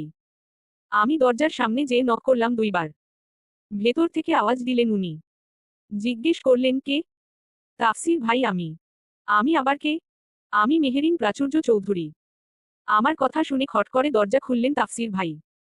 আমাকে দেখে ভ্রু নাচিয়ে বললেন, কি চাই? আপনাকে চাই। আমার এ কথাতে থতমত খেয়ে গেলেন উনি। পরমুহূর্তেই নিজেকে সামলে বললেন, আমাকে চাই মানে? আপনাকে চাই মানে আপনাকে চাই। চলুন আমার সাথে। প্রাচুর্য এভাবে টানছিস কেন? কোথায় নিয়ে যাচ্ছিস? ছাড় আমাকে। শেষের কথাটা খানিকটা ধমক দিয়ে বললেন উনি। ওনার ধমক খেয়ে দাঁড়িয়ে পড়লাম আমি। সাথে সাথে হাতটাও ছেড়ে দিলাম। তারপর ওনার দিকে তাকিয়ে বললাম, কোচিং আছে আমার। মা বলেছে আমাকে পৌঁছে দিতে আবার আসার সময় নিয়ে আসতে। তো এই কথাটা মুখে বললেই হয় নাকি বোবা তুই? ধুর, তোর জন্য গেঞ্জিটাও চেঞ্জ করতে পারলাম না। বাসার গেঞ্জি পরেই বের হতে হবে এখন। বিরক্তি নিয়ে বললেন উনি। অলরেডি লেট হয়ে গেছে তাফসির ভাই। এখন আর চেঞ্জ করার সময় নেই। তাড়াতাড়ি চলুন। আমার কথায় তাফসির ভাই ফোন বের করে সময় চেক করলেন, তার আমার হাত মুঠোয় পড়ে বললেন, চল। বিধি বাম বলে একটা কথা আছে জানেন তো? ভাগ্য খারাপ থাকলে সব দিক দিয়েই হয়। তখন প্রাচুর্য এত প্ল্যান করলো তাফসিরকে বিভ্রান্তিতে ফেলানোর, কিন্তু হলো তার সম্পূর্ণ উল্টো। তখন গাড়ি নিয়ে বের হতেই বেজায় খুশি ছিল প্রাচুর্য। কারণ বাড়ির সামনের রাস্তায় পানি না উঠলেও কিছু দূর সামনে যে পানি বাঁধবে এটা শিওর ছিল প্রাচুর্য। কিন্তু তাফসির সে রাস্তা দিয়ে তো গেলই না, উল্টো কোন রাস্তা দিয়ে গেল তা চেনেই না প্রাচুর্য। রাস্তাটা বড় রাস্তার মতো নয়, একটু চিপা। বাইরে তখন আবার ঝিরিঝিরি বৃষ্টি শুরু হয়েছিল তখন, তাই মানুষও ছিল না। এটা ছিল তাফসিরের জন্য প্লাস পয়েন্ট। তাই অনায়াসেই গাড়ি নিয়ে চলে যেতে পারল। কিন্তু প্রাচুর্যের প্ল্যানে পানি ঢেলে দেওয়ায় সে হতবাক হয়ে গেল। ভেবেছিল কি আর হলো কি। তাই পুরো রাস্তায় সে একটা কথাও না বলে নির্বাক ছিল। আজ রবিবার। দুদিন টানা বৃষ্টির পর মিটিমিটি রোদ উঠেছে। সকালের মিষ্টি রোদে কিছুক্ষণ চোখ বন্ধ করে দাঁড়ালো প্রাচুর্য। প্রাকৃতিক সতেজ বাতাসে প্রাণ জুড়িয়ে গেল তার। তারপর ফুলের গাছগুলোর দিকে তাকালো সে। বাগান বিলাস গাছটা বড় হয়েছে বেশ। তার ছোট বেকনিতে এটা রাখা যাবে না আর। আজই ছাদে নিয়ে যেতে হবে। যদিও ছাদে আরও কিছু বাগান বিলাস গাছ আছে, কিন্তু তা ভিন্ন ভিন্ন রঙের। পাশের গোলাপ গাছে আবার গোলাপ ধরেছে কিছু। লাল নয়, গোলাপি গোলাপ। তার বেকনিতে লাল গোলাপ গাছ নেই। তাই মনে মনে ভাবল আজ কলেজ থেকে আসার সময় লাল গোলাপের চারা কিনে আনবে সে। কলেজের জন্য রেডি হয়ে বের হতেই সামনে হাঁটতে লাগলো প্রাচুর্য। কিন্তু আজ একটা রিকশাও মিলছে না। সে বাড়ির গাড়ি করে যায় না। তার ভালো লাগে না গাড়িতে যেতে। প্রতিদিন রিকশা করে যায়, আবার রিকশা করেই আসে। মাঝে মাঝে আবার হেঁটেও আসে। রিকশার টাকা বাঁচিয়ে সে সারা রাস্তা এটা ওটা কিনে খায়। চৌধুরী বাড়ির মানুষ ভোজনরসিক কিনা, তেমন হয়েছে সেও। তাই সারাদিন এটা ওটা খেতেই থাকে। সে দেখতে মোটেও শুকনো পাটকাঠির মতো নয়, বরং সে গুলুমুলু ধাঁচের। আবার বেশি মোটাও নয়, আদুরে বলা যায় তাকে। তাই কলেজে যেতেই প্রথমে গাল ধরে টানে প্রিয়তি। এতে প্রথম প্রথম প্রাচুর্য বিরক্ত হয়ে নিষেধ করলেও প্রিয়তি শুনত না। তাই এখন কিছু বলাই ছেড়ে দিয়েছে। প্রিয়তি মেয়েটা ঘাড় তোত্তারা কিনা। প্রাচুর্যের কলেজ শেষ হতে হতে দুপুর হলো। আজ যেহেতু কোচিং নেই তাই সোজা বাড়ির পথ ধরল সে। প্রিয়তির বাড়ি উল্টো পথে। তার ছোট চাচ্চু এসে প্রতিদিন নিয়ে যায় তাকে। তাই প্রিয়তির একা একাই যেতে হয়। যেহেতু সকালে ডিসিশন নিয়েছিল গোলাপ গাছ কিনবে দুটো, তাই আর রিকশা ধরল না। রিকশার টাকা বাঁচিয়ে গাছ কিনবে সে। কারণ বাড়ি থেকে বের হওয়ার সময় গাছের টাকা আনতে বেমালুম ভুলে গিয়েছে। হঠাৎ কিছু পথ হাঁটার পর পেছনে কারো উপস্থিতি অনুভব করল সে। দুপুর সময় বলে রাস্তাঘাটে মানুষ নেই তেমন। আর যারা আছেন তারা নিজেদের কাজে ব্যস্ত। প্রাচুর্য প্রথমে সেদিকে পাত্তা না দিলেও হাঁটার শব্দ ক্রমশ বাড়তে থাকে। আচমকা তার হাত ধরে উঠল কেউ। সে চমকে পাশে তাকাতেই হতভম্ব হয়ে গেল। মুহূর্তেই হাত ছাড়া দিয়ে ছিটকে গেল দূরে। পাশের ব্যক্তি তা দেখে মুচকি হাসল। মনে মনে প্রাচুর্য ভয় সিটিয়ে গেলেও প্রকাশ করল না তা। মুখ যথাসম্ভব কঠোর করে চিল্লিয়ে বলল, Tue. তোর সাহস কি করে হয় ওই বিশ্রী হাত দিয়ে আমার হাত ধরার? তোকে ধরতে গেলে আমার সাহসের দরকার পড়ে না প্রাচুর্য। থাপ্পড় দিয়ে দাঁত ফেলে দেব তোর। কতবার বলেছি রাস্তাঘাটে বিরক্ত করবি না আমাকে। বেশ করব না বিরক্ত। প্রপোজালটা অ্যাকসেপ্ট করে ফেল। প্রমিজ আর একটুও বিরক্ত করব না। তোর মতো কাচরার সাথে কে রিলেশন করবে? কাচরা শব্দটা শুনেই চোয়াল শক্ত করে ফেলল তানভীর। ক্ষিপ্ত গতিতে চোয়াল শক্ত করে ধরল প্রাচুর্যের। যেন গালের হাড্ডি তৎক্ষণাৎ ভেঙে যাবে। প্রাচুর্যের ফর্সা মুখে 5 আঙুলের টকটকে লাল দাগ বসে গেল। সাথে বসল নখের দাগ, যার থেকে ফিনকি দিয়ে রক্ত বের হলো। ব্যথা সহ্য করতে না পেরে কেঁদে উঠল প্রাচুর্য। নিজের হাত দিয়ে সরাতে চেষ্টা করল তানভীরের হাত, কিন্তু গায়ের শক্তির সাথে পেরে উঠল না প্রাচুর্য। তানভীর পাত্তা দিল না সেদিকে। তার মাথায় শুধু ঘুরছে কাচরা শব্দটা। ওই কথায় বলে না, চোরের মায়ের বড় গলা, তানভীরের অবস্থাও তাই। কাচরাকে কাচরা বলতেই ক্ষেপে উঠল সে। প্রাচুর্যের দিকে তাকিয়ে বলে উঠল, রূপের অনেক অহংকার তাই না মেয়ে? যদি এসিড মেরে তোর এই সুন্দর মুখটা ঝলসে দি, কেমন হবে তখন? তোর বাপের অনেক টাকা বলে আমাকে কাচরা বলছিস? তোর এই অহংকার শেষ করে দেব আমি। তার মধ্যেই রাস্তার কিছু লোক এগিয়ে আসলো ওদের দিকে। লোকজন এগিয়ে আসতেই প্রাচুর্যকে ছেড়ে সেখান থেকে চলে গেল তানভীর। সেখানেই কাঁদতে কাঁদতে বসে পড়ল প্রাচুর্য। তখন একজন মাঝবয়সী লোক এসে বসল প্রাচুর্যের পাশে। জিজ্ঞেস করল, কি হয়েছে? কিন্তু প্রাচুর্য বলতে পারল না কিছু। প্রাচুর্যের অবস্থা দেখে লোকটি আর কিছু বলল না। প্রাচুর্যের দিকে তাকিয়ে বলল, আচ্ছা তোমার কিছু বলতে হবে না মা, তুমি ওঠো এখন। ইস, জামা কাপড়ে তো ময়লা লেগে গেছে একদম। দেখি বাড়ি যাও এখন। একা যেতে পারবে নাকি আমি এগিয়ে দিয়ে আসবো? লোকটির কথা শুনে প্রাচুর্য কোনো মতে বলল, যেতে পারবো আঙ্কেল, একটা রিকশা ডেকে দিবেন প্লিজ। প্রাচুর্যের দিকে তাকিয়ে লোকটির মায়া হলো খুব। হাত দিয়ে একটি রিকশা ডেকে উঠিয়ে দিল তাতে। সাথে বলল দেখে শুনে ভালো করে বাড়ি পৌঁছে দিতে। সারাটা রাস্তা প্রাচুর্য কান্না করল। বাড়িতে ঢুকেই এক দৌড়ে ওয়াশরুমে যেয়ে দরজা বন্ধ করে দিল সে। ঝর্ণা ছেড়ে তার নিচে বসে পড়ল। এখন আর কাঁদছে না সে, থম মেরে বসে আছে। শাহানা আরা বারবার ঘড়ির দিকে তাকাচ্ছেন আর কাজ করছেন। এই মুহূর্তে ডাইনিং রুমে সবাই খেতে বসেছেন। চিন্তা হচ্ছে তার মেয়েকে নিয়ে। এখন ঘড়িতে 3:30 বাজে। প্রাচুর্যের কলেজ ছুটি হয় 2:30 আসতে আসতে আধা ঘন্টা লাগে। সর্বোচ্চ গেলে 45 মিনিট, তার বেশি নয়। কিন্তু আজ মেয়ের এখনো খোঁজ নেই। প্রাচুর্য বাড়িতে ঢুকলেই ঠিক পায় সবাই। সে বাড়িতে ঢুকতে ঢুকতেই চিল্লিয়ে শাহানার কাছে শরবত চান এক গ্লাস। সেটি খেয়ে তারপরেই ঘরে যায় প্রাচুর্য। নিয়মের একদিনও মিস নেই। তার মানে এখনো আসেনি প্রাচুর্য। শাহানা স্বামীর দিকে তাকালেন এবার। ইনসাফ চৌধুরী মন দিয়ে খাবার খাচ্ছেন। অন্যদিকে খেয়াল নেই তার। শাহানা আরা খানিক বিরক্ত হলেও প্রকাশ করলেন না। স্বামীর পাশে গিয়ে দাঁড়ালেন। নিচু গলায় চিন্তিত ভঙ্গিতে বললেন, শুনছো প্রাচুর্যের বাবা, তোমার মেয়ে তো বাড়িতে ফিরল না এখনো। ঘড়িতে 3:30 বাজে। এতক্ষণে তো চলে আসার কথা। স্ত্রীর কথায় তৎক্ষণাৎ খাওয়া বন্ধ হয়ে গেল ইনসাফের।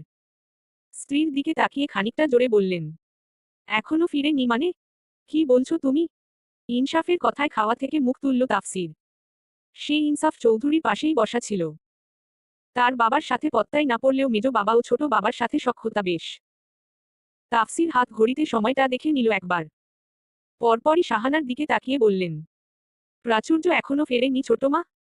তাফসিরের কথায় শাহানা আরা দুদিকে মাথা নাড়ালেন, যার অর্থ না এখনো ফেরেনি। ওনার কথায় কপাল কুঁচকে ফেলল তাফসির। ফের জিজ্ঞেস করে বললেন, তুমি শিওর ছোট মা? ফিরলে তো আগে আমাকে ডাকতো। তাও একবার দেখা দরকার এসেছে নাকি? সাধনান জাত দেখে আয় প্রাচুর্য এসেছে নাকি? যদি আসে তাহলে ডেকে আনবি। তাফসিরের কথায় সাধনান গেল প্রাচুর্যকে ডাকতে। কিছুক্ষণ পরে ফিরে এসে বলল, ভাইয়া প্রাচু আপু ঘরেই আছে। ভেতর থেকে দরজা বন্ধ। খুলতে বললাম তাও খুলল না। তবে পানির আওয়াজ আসছিল। হয়তো গোসল করছে। সাধনানের কথায় স্বস্তির নিঃশ্বাস ফেলল সবাই। প্রায় ঘন্টা খানিক পর বের হলো প্রাচুর্য। চুল থেকে টপটপ করে পানি পড়ছে। প্রাচুর্য যে কম্বল গায়ে দিয়ে শুয়ে পড়ল। একদিকে গালে ব্যথা, অন্যদিকে মাথা ব্যথায় ছিঁড়ে যাচ্ছে তার। সেই মুহূর্তে দরজায় নক করলেন শাহানা। কিন্তু কোনো উত্তর দিল না প্রাচুর্য। সেই অবস্থায় থেকে বলল, বিরক্ত করো না মা, ঘুমাচ্ছি আমি। মেয়ের কথায় উত্তর দিলেন শাহানা। শান্ত গলায় বললেন, খাবার এনেছি তোর জন্য, উঠে খেয়ে নে। সেই কোন সকালে খেয়েছিস? তাড়াতাড়ি ওঠ মা, খেয়ে তারপর ঘুমা। এখন খাবো না মা, সন্ধ্যায় উঠে খাবো। যাও তুমি। তখন সন্ধ্যায় উঠে খাওয়ার কথা বললেও সারাদিনে উঠল না আর প্রাচুর্য। সবাই এসে ডেকে গেলেও বিভিন্ন বাহানায় তাড়িয়ে দিল। তবুও দরজা খুলল না। বিষয়টা আর কারোর খটকা না লাগলেও তাফসির আর শাহানা আরার খটকা লেগেছে ঠিকই, কারণ মেয়ে এসে আজকে ডাকলো না তাকে, আবার এখন খেলো না, দরজাও খুলল না। কিন্তু পরমুহূর্তেই আবার বিভিন্ন চিন্তা করে ভুলে গেলেন সব। রাত তখন 2:45। চৌধুরী বাড়ি নিস্তব্ধ। গভীর ঘুমে সবাই। তাফসির ল্যাপটপ বন্ধ করে আড়মোড়া ভেঙে উঠে দাঁড়ালো। উদ্দেশ্য বেকনিতে যে কিছুক্ষণ বসে তারপর ঘুমিয়ে পড়া। বাংলাদেশে এসেও শান্তি নেই তার। ল্যাপটপের মাধ্যমে অফিসের কিছু কাজ সারতে হচ্ছে। এতদিনের পেন্ডিং মেইলগুলো চেক করছিল সে। যদিও আপাতত ছুটিতে আছে তবুও এখন ফ্রি আছে, যখন কাজ এগিয়ে রাখা ভালো। সে ধীর পায়ে এগিয়ে গেল বেলকনির দিকে। স্লাইডিং ডোর খুলে বেকনিতে পা রাখতেই কারো ফোপানির আওয়াজে থমকে দাঁড়ালো সে।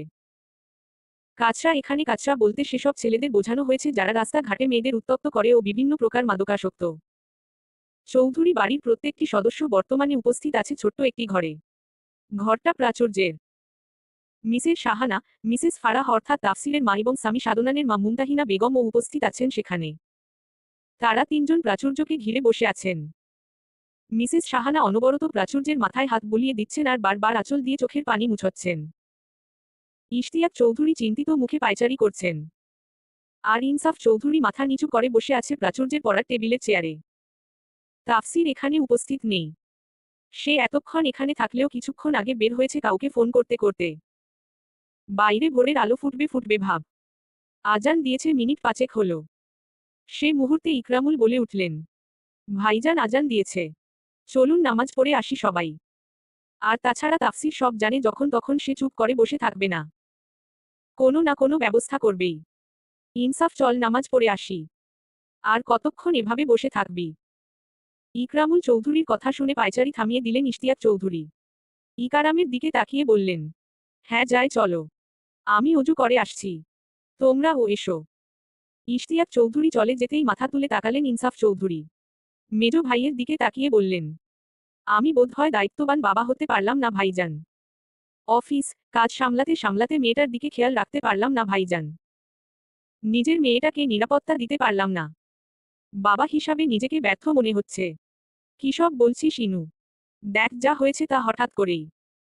মেয়েটাও তো এতদিন বলেনি কিছু আমাদের। আর না বললে আমরা বুঝবো কি করে বল? এখন এসব কথা থাক। Ya Rotha. বড় ভাইজান এখনই চলে আসবে। হ্যাঁ চলো। ইকরাম ও ইনসাফ চৌধুরী সেখান থেকে চলে যেতেই পুনরায় কেঁদে উঠলেন সাহানা। ওনার কান্না দেখে এগিয়ে আসলেন ফারাহ। সাহানার মাথায় হাত বুলিয়ে বললেন, থাক কাঁদিস না ছোট, যা হওয়ার হয়ে গিয়েছে, এখন কান্না করে লাভ নেই কোনো। তার থেকে ভালো চল আমরাও নামাজ আদায় করে নিই। ওনারাও তো গেছেন। মেয়েটা ঘুমিয়েছে যখন ঘুমাক। আমরা কথা বললে ওর ঘুমে আরো ব্যাঘাত ঘটবে। হ্যাঁ আপা চলো। প্রাচুর্যের ঘর থেকে সবাই বেরিয়ে যেতেই ঘরে প্রবেশ করল তাফসির। দরজা চাপিয়ে দিয়ে ধীরে সুস্থে গিয়ে বসল প্রাচুর্যের মাথার পাশে। মেয়েটা এখন গভীর ঘুমে। তাফসির কপালে হাত দিয়ে জ্বর পরীক্ষা করল। না, এক ফোঁটাও কমেনি জ্বর। সে আস্তে আস্তে প্রাচুর্যের মাথায় হাত বুলাতে থাকলো আর ভাবতে থাকলো তখনের কথা। তখন তাফসির যখন কারোর ফুপিয়ে কান্নার আওয়াজ শুনল তখন বুঝতে পারছিল না আসলে এত রাতে কে কান্না করছে। পরে যখন দেখল প্রাচুর্যের বেলকনির দরজা খোলা তখন সন্দেহ হলো তার। কারণ অন্যদিন রাতে সে দরজা বন্ধ করে ঘুমাই, তবে আজ খোলা কেন? তাই সন্দেহবশত তাফসির প্রাচুর্যের রুমের সামনে গেল। প্রথমে দরজা নক করল কিন্তু খুলল না প্রাচুর্য। ভেতর থেকে কান্নার আওয়াজও স্পষ্ট শোনা যাচ্ছিল। তখন সন্দেহ গাঢ় হলো তার। তাই সে আবার নিজের বেকনিতে চলে আসলো। প্রাচুর্যের বেলকনি থেকে তার বেলকনির দূরত্ব বেশি নয়, তাই সে অনায়াসেই লাফিয়ে যেতে পারল। কিন্তু যখন ভেতরে ঢুকল তখন স্তব্ধ হয়ে গেল। প্রাচুর্য হাঁটুতে মুখ গুজে ফুপিয়ে ফুপিয়ে কাঁদছে। চুলগুলো সব এলোমেলো। তাফসির তাড়াতাড়ি প্রাচুর্যের কাছে গেল। ব্যস্ত ভঙ্গিতে মুখ উঁচু করে ধরল প্রাচুর্যের। আর তখনই তাফসিরের বুকটা ধক করে উঠল। জ্বরে গা পুড়ে যাচ্ছে। কান্না করতে করতে মুখ লাল হয়ে গেছে প্রাচুর্যের। চোখ ফুলে উঠেছে, যার দরুন তাকাতে পর্যন্ত পারছে না। আর তার মধ্যে গালে 5 আঙুলের দাগ খয়েরি রং ধারণ করেছে, যা দেখেই আটকে উঠল তাফসির। প্রাচুর্যের মুখ হাতের মধ্যে নিয়ে জিজ্ঞেস করতে থাকলো, কি হয়েছে, কিন্তু কান্নার দাপুটে কথা বলতে পারছিল না সে। অনেক কষ্টে মুখ খুলালো প্রাচুর্যের, আর সব শুনে তাফসিরের আগে কপালের রগ ফুলে উঠল। তৎক্ষণাৎ যে ডেকে আনলো সবাইকে। অনেক বকাঝকা ও করল মেয়ের দিকে খেয়াল না রাখার কারণে। সব শুনে সবাইও স্তব্ধ হয়ে গেছিল। মিসেস সাহানা তো দৌড়ে যেয়ে মেয়েকে ঝাপটে ধরল। মাকে পেয়ে প্রাচুর্যও জড়িয়ে ধরল। আর কান্না করতে করতে একসময় ঘুমিয়ে পড়ল সে।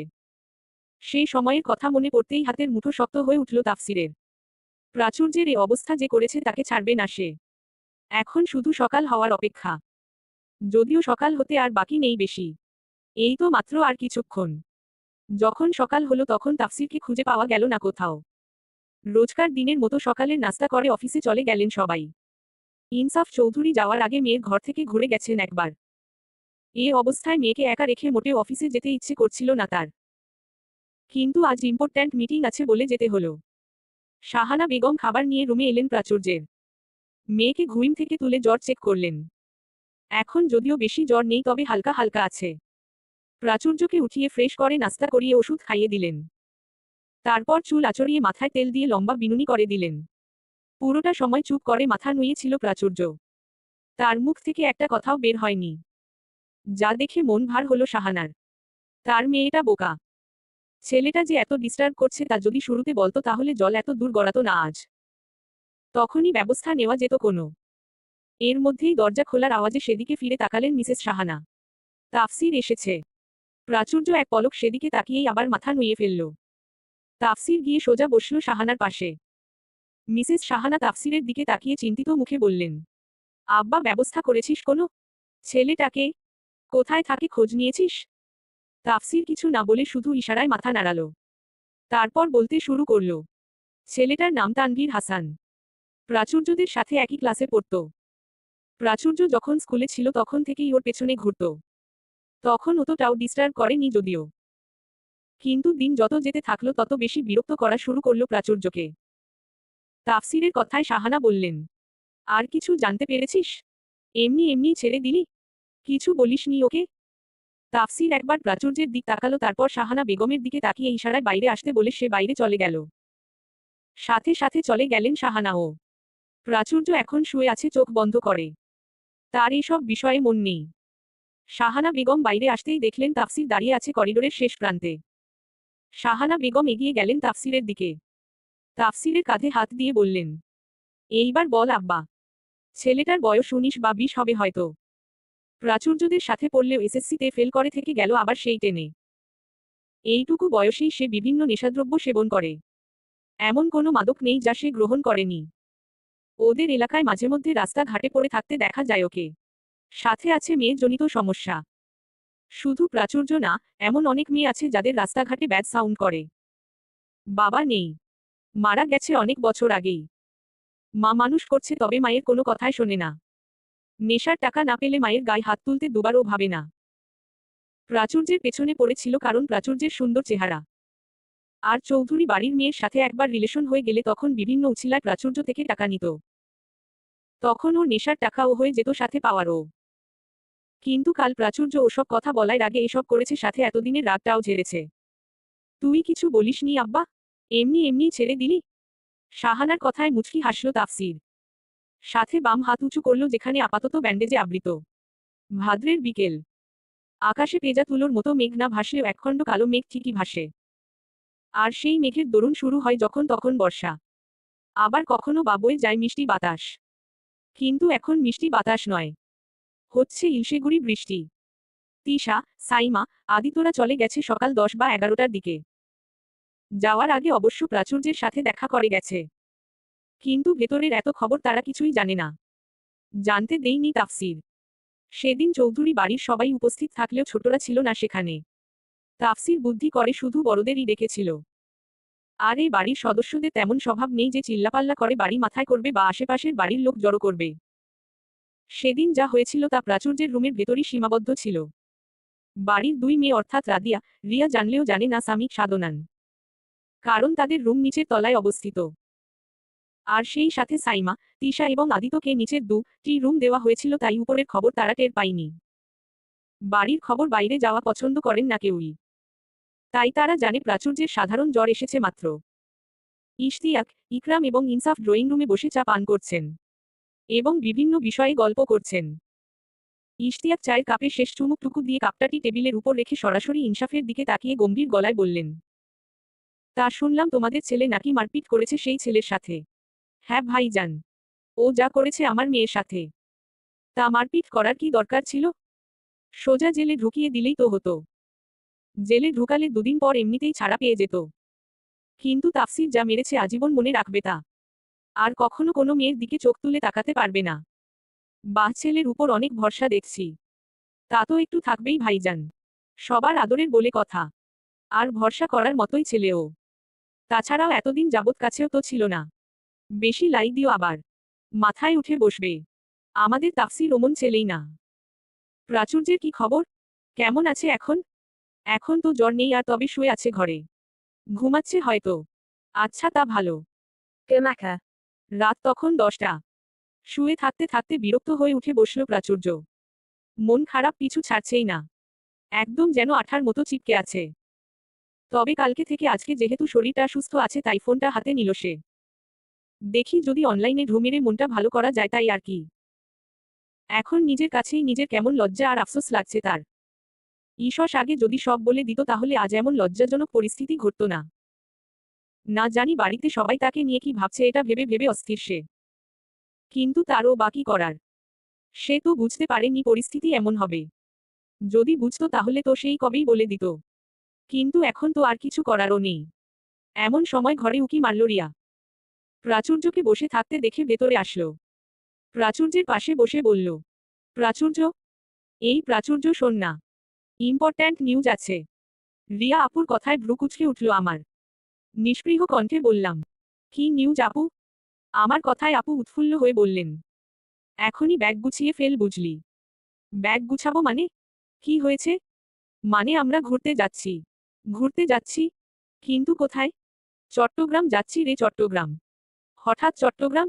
আর চট্টগ্রাম কার বাসা আপু? সুফিয়া ফুপ্পিকে চিনিস? না চিনি না। সুফিয়া ফুপ্পি আবার কে? সুফিয়া ফুপ্পি বাবার আপন চাচাতো বোন। অনেক বছর আগে আমেরিকায় চলে গেছিল। এখন আবার বাংলাদেশে শিফট হয়েছে। চট্টগ্রাম ওনার শ্বশুর বাড়ি। বিশাল বড় ফ্ল্যাট কিনেছে নাকি? বিদেশ থাকে বলে চিনিস না? আমি মায়ের কাছে শুনেছি ওনাদের কথা, তাই চিনি। এখন সবাইকে দাওয়াত দিয়েছে। তুমি এত নিউজ কোথা থেকে জানলে? আমি বড়মার কাছে যাচ্ছিলাম, তখন শুনি বড় বাবা কথা বলছে ফুপ্পির সাথে। সব শুনে আর 1 মিনিটও দাঁড়াইনি, ছুটে চলে আসলাম তোর ঘরে। এখন তো আর আপু নেই, তাই তুই আমার সব। তুমি শিওর তো আপু যে আমরা সবাই যাচ্ছি? চট্টগ্রাম তো অনেক দূর। একদম শিওর। বড় বাবা একটু পর খাবার টেবিলে বলবে দেখিস। আর যদি না বলে তাহলে আর কি? যাওয়া হবে না। আমার মনে হয় যাওয়া হবে না আপু। কারণ বড় বাবা এত সহজে রাজি হবে না। উনি তো ঘোরাঘুরি পছন্দ করেন না। আরে আগে তো দেখি কি হয়। বুড়িগঙ্গার পাশে অবস্থিত একটি রেস্টুরেন্টের রুফটপে দাঁড়িয়ে আছে তাফসির। দৃষ্টি তার নদীতে চলাচল করা লঞ্চগুলোর দিকে। হাতে জ্বলন্ত সিগারেট। যা এই মুহূর্তে শেষ প্রায়। হঠাৎ কাঁধে কারো স্পর্শে পাশ ফিরে তাকালো তাফসির। পাশে দাঁড়িয়ে আছে শাহিন, তাফসিরের প্রাণপ্রিয় বন্ধু। সুখে দুঃখে কখনোই তারা একে অপরের থেকে আলাদা হয়নি কখনো। শাহিনের সাথে তার পরিচয় কানাডা থাকাকালীন। একই ভার্সিটিতে পড়ালেখা করত তারা। পরে জানতে পারল দুজনের বাড়ি ঢাকাতে অবস্থিত। তবে শাহিনের বাড়ি সায়দাবাদ আর তাফসির উত্তরা। সেই থেকেই বেস্ট ফ্রেন্ড দুজনে। এখন দুজনে একই অফিসে চাকরি করে। শাহিন বাংলাদেশে এসেছে কাল সকালে, আর তাফসিরের সাথে দেখা করল আজ। যদিও শুধু তারা দুজন নয়, এখানে আরও চেনা পরিচিত অনেক বন্ধু বান্ধবী উপস্থিত আছে। প্রত্যেকের হাতেই জ্বলন্ত সিগারেট। আড্ডায় মশগুল তারা। সেদিকে এক পলক তাকিয়ে তাফসিরের দিকে তাকালো শাহিন। মুখে হাসি টেনে বলল, কি ভাবছিস ভাই? ভাবছি তো অনেক কিছু। এত ভেবে কি লাভ বল? যা হবে দেখা যাবে। এত চিন্তা করিস না। চিন্তা করছি না, শুধু ভাবছি কানাডা থেকে চলে আসবো কিনা। এতদিন থাকতে পারলেও এখন তো এক মুহূর্তও থাকা সম্ভব না। ছুটিও শেষ হতে চলল প্রায়। আমার কথা শোন, আমারও মনে হয় তোর ফিরে আসা উচিত। আমিও তো আর বেশি দিন থাকবো না ওখানে। চলে আসবো দেশে। তুই একা একা থেকে কি করবি? আর সব থেকে বড় কথা, ওখানে তোর মন টিকবে তো? শাহিনের কথায় উত্তর দিল না তাফসির। আসলেই তো, তার মন টিকবে তো সেখানে? প্রাণ ভোমরাটা যে এদেশে। ইশতিয়াক চৌধুরীর জরুরি তলবে ড্রয়িং রুমে উপস্থিত হলেন সবাই।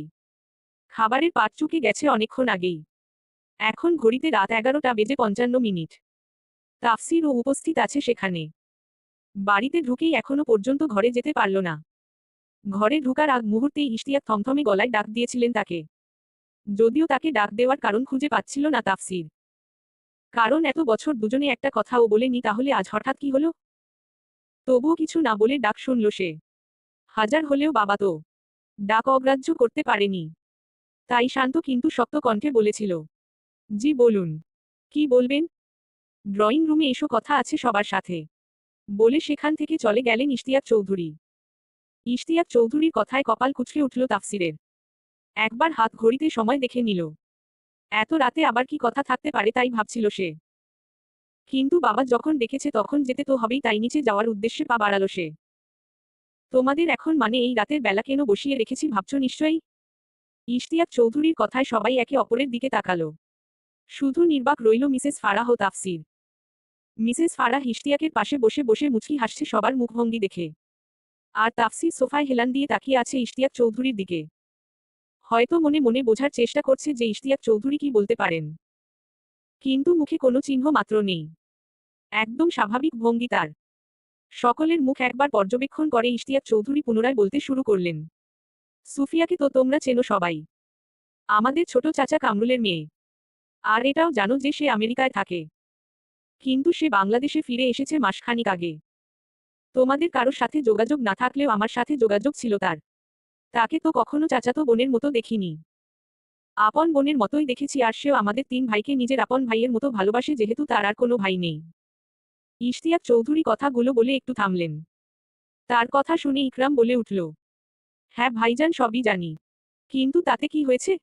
আমরা কাল অর্থাৎ শুক্রবার তার বাড়িতে যাব বেড়াতে। হঠাৎ সুফিয়া আপার বাসায় কেন যাব ভাইজান? সে যেহেতু অনেক বছর সবাইকে দেখে না আর স্বামী সাধনান আর প্রাচুর্যকেও কখনো দেখেনি তাই সবাইকে দেখতে চাইছে। আর রাদিয়া বিয়ে করেছে শুনেছে তাই আবিরকেও দেখতে চাচ্ছে। তাহলে ওনাকেই আসতে বলুন। তাহলেই তো হয়ে যাচ্ছে। ইকরামের কথায় খানিক বিরক্ত বোধ করলেন ইশতিয়াক। মনে মনে ভাবলেন ছেলেটা বড্ড কথা বলে। তাই বিরক্তি চোখে ইকরামের দিকে তাকিয়ে বললেন। আমার কথা শেষ করতে দাও ইকরাম। তারপর না হয় প্রশ্ন করো। দুঃখিত ভাইজান। বলুন আপনি। ইকরামের দিক থেকে চোখ সরিয়ে চশমাটা উপরে ঠেলে ভালো করে পরে নিলেন ইশতিয়াক। তারপর আবার বলতে শুরু করলেন। সুফিয়াকে বলেছিলাম আসতে। কিন্তু 2 বছর আগে একটা অ্যাক্সিডেন্টে তার পা অকেজো হয়ে যায়। এখন হুইলচেয়ার ছাড়া চলতে পারে না সে।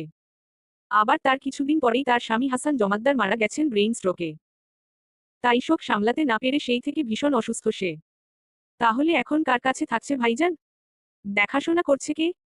কৌতূহল নিয়ে জিজ্ঞেস করলেন শাহানা। বাড়িতে দেখাশোনার জন্য মানুষ রাখা আছে। আর ছেলে বিয়ে করেছে, তার বউ আছে। তারাই দেখাশোনা করছে। আচ্ছা সেসব বাদ। এবার আসল কথায় আসা যাক। আমি চাইছি কাল সকলে সুফিয়ার বাড়িতে যাব। তাই যা যা দরকার বিকালের মধ্যেই শেষ করে ফেলবে। রাতে রুনা হব আমরা। কিন্তু ভাইজান অফিসের এত কাজকে সামলাবে? ম্যানেজারকে বলে রাখো। সে সব দায়িত্ব সামলাবে। এখন ঘরে যাও সবাই। ইশতিয়াক চৌধুরীর কথায় সবাই ভীষণ খুশি হল। রিয়া, প্রাচুর্য তো ভেবেছিল যাওয়া হবে না। কারণ খাবার টেবিলে ইশতিয়াক একবারও যাওয়ার কথা তোলেনি। কিন্তু সবাইকে ডেকে নিয়ে যে এভাবে বলবে তা বুঝতে পারেনি তারা। রিয়া তো পারছে না খুশিতে লুঙ্গি ড্যান্স দিতে। এতদিন পরে যেহেতু কোথাও ঘুরতে যেতে পারবে ফাইনালি। প্রাচুর্য ঘরে এসে বিছানা ঝেড়ে লাইট অফ করে শুয়ে পড়ল। ঘুরতে যাওয়ার কথা শুনে অন্য সময় যে মেয়ে সবথেকে বেশি খুশি হয় অতি আশ্চর্যের বিষয় আজ তার মধ্যে কোনো ভাবাবেগ নেই। কিছুই ভালো লাগছে না তার। তখন বসে বসে রিয়া কত প্ল্যানিং করলো যে চট্টগ্রামে কোথায় কোথায় ঘুরবে, বাকি কি খাবে, কিন্তু এতে তার কোনো মনই ছিল না। তাই শেষে বিরক্ত হয়ে রিয়া চুপ করেই ছিল। বেশ কিছুক্ষণ এপাশ ওপাশ করে উঠে বসল প্রাচুর্য। একবার দেয়ালে টাঙানো ঘড়ির দিকে তাকালো। না, ড্রিম লাইটের আলোয় স্পষ্ট বোঝা যাচ্ছে না সময়টা। তাই প্রাচুর্য মোবাইল হাতে নিল। পাশের পাওয়ার বাটন অন করে সময় দেখে নিল। ঘড়িতে এখন 2:15 এতক্ষণ হয়ে যাওয়ার পরও ঘুম আসলো না ভেবে বিরক্ত হলো সে। বিছানা থেকে নেমে দাঁড়ালো বেকনিতে যাওয়ার উদ্দেশ্যে। ড্রিম লাইটের আলোয় ধীর পায়ে গিয়ে দাঁড়ালো বেকনিতে। বাইরে নিকষ কালো অন্ধকার। রাস্তার পাশে ল্যাম্পপোস্টে আলো জ্বলছে। দূর থেকে ভেসে আসছে কুকুরের সুর তোলা ডাক। নিস্তব্ধ পরিবেশে কুকুরের ডাকগুলো ভয়ঙ্কর লাগছে বটে। কোথায় জানি শুনেছিল প্রাচুর্য যে রাত বেড়াতে কুকুরেরা নাকি জিন বা ভূত দেখলে চিল্লায়। তবে এখন কি তারা জিন বা ভূত দেখেছে? এত রাতে এখানে তুই কি করছিস? হঠাৎ পাশ থেকে কারো গলার আওয়াজে চমকে উঠল প্রাচুর্য। বুকে থুথু ছিটিয়ে পাশে ফিরে তাকালে তাফসির দাঁড়িয়ে আছে তার বেকনিতে। যা দেখে মেজাজ খারাপ হলো প্রাচুর্যের। গলার স্বর খানিক উঁচু করে বলল, উফাফ তাফসির ভাই, পাশ থেকে এভাবে আচমকা কেউ কথা বলে? ভয় পেয়েছি তো। প্রাচুর্যের কথায় তাফসির ভ্রু কুঁচকে বললে, তুই ভয় পেয়েছিস? ভয় তো আমার পাওয়ার কথা, তো সেখানে তুই ভয় পেলি কেন? আপনার ভয় পাওয়ার কথা মানে? আপনি কেন ভয় পাবেন? বাহরে, ভয় পাবো না? রাত বেড়াতে এমন কালো টি শার্ট, কালো প্লাজো পরে এমন ভাবে দাঁড়িয়ে থাকলে তো যে কারোরই ভয় পাওয়ার কথা। নির্ঘাত আমি সাহসী ছেলে না হলে হার্ট অ্যাটাক ফ্যাটাক করে মরেই যেতাম। একদম ফালতু কথা বলবেন না তাফসির ভাই। বিশ্বাস কর, একটুও ফালতু কথা বলছি না। আমি তো প্রথমে ভেবেছিলাম কোনো প্যাচি হয়তো দাঁড়িয়ে আছে। আচ্ছা সেসব কথা বাদ, এখন বল এত রাতে তোর বেকনিতে কি কাজ? ঘুম আসছিল না তাই এসেছি। আমার কথা শুনে তাফসির ভাই মুখ গম্ভীর করে ফেললেন। তারপর আদেশের সুরে বললেন, ঘরে যা প্রাচুর্য। রাত বেরাতে তোকে যেন আর কখনো বেকনিতে আসতে না দেখি। আর কিছুক্ষণ থাকি না তাফসির ভাই? একটুও ঘুম আসছে না। মেজাজ খারাপ করিস না প্রাচুর্য। 3 সেকেন্ডের মধ্যে যদি আমি এই জায়গা খালি না দেখি তবে তোর একদিন কি আর আমার একদিন। তাফসির ভাইয়ের কথায় আর সেখানে দাঁড়ালাম না এক মুহূর্তও। ঘরে এসে বিছানায় কিছুক্ষণ গড়াগড়ি করতে করতে ঘুমিয়ে পড়লাম এক সময়। আজ শুক্রবার, জুম্মার দিন। সকাল হতে না হতেই ব্যাগপত্র গোছানো শুরু করলাম সবাই। বাইরে ঝলমলে রোদ উঠেছে। বাবারা সবাই লনে বসে চা খাচ্ছেন। মা, বড় মা ও মেজো মা ব্যাগপত্র গুছিয়ে চলে গেল রান্নাঘরে। তাফসির ভাই বাড়িতে নেই। সকালে ঘুম থেকে উঠে নাস্তা করেই বেরিয়ে পড়েছেন বন্ধুদের সাথে দেখা করতে। আমি আর রিয়া আপু বসে আছি ড্রয়িং রুমে। আপাতত আর কোনো কাজ নেই। ব্যাগপত্র গোছানো কমপ্লিট। তাই দুজনে বসে গল্প করছি। আমাদের গল্প করতে করতে কখন 12টা বেজে গেল খেয়াল নেই। এর মধ্যে আজান দিতেই বাবারা ঘরে প্রবেশ করলেন। সাথে পেছনে ফোন টিপটে টিপটে বাড়ির ভেতরে প্রবেশ করলেন তাফসির ভাই। সে কোনো দিকে না তাকিয়ে চলে গেলেন নিজের ঘরে। কিছুক্ষণের মধ্যেই সবাই পাঞ্জাবি পরে চলে গেলেন নামাজ পড়তে। সাথে সামি সাধনান আর আবির ভাইয়াও গেছেন। রাদিয়া আপুদের সেদিন চলে যাওয়ার কথা থাকলো আমার অবস্থা শুনে গেলেন না আর।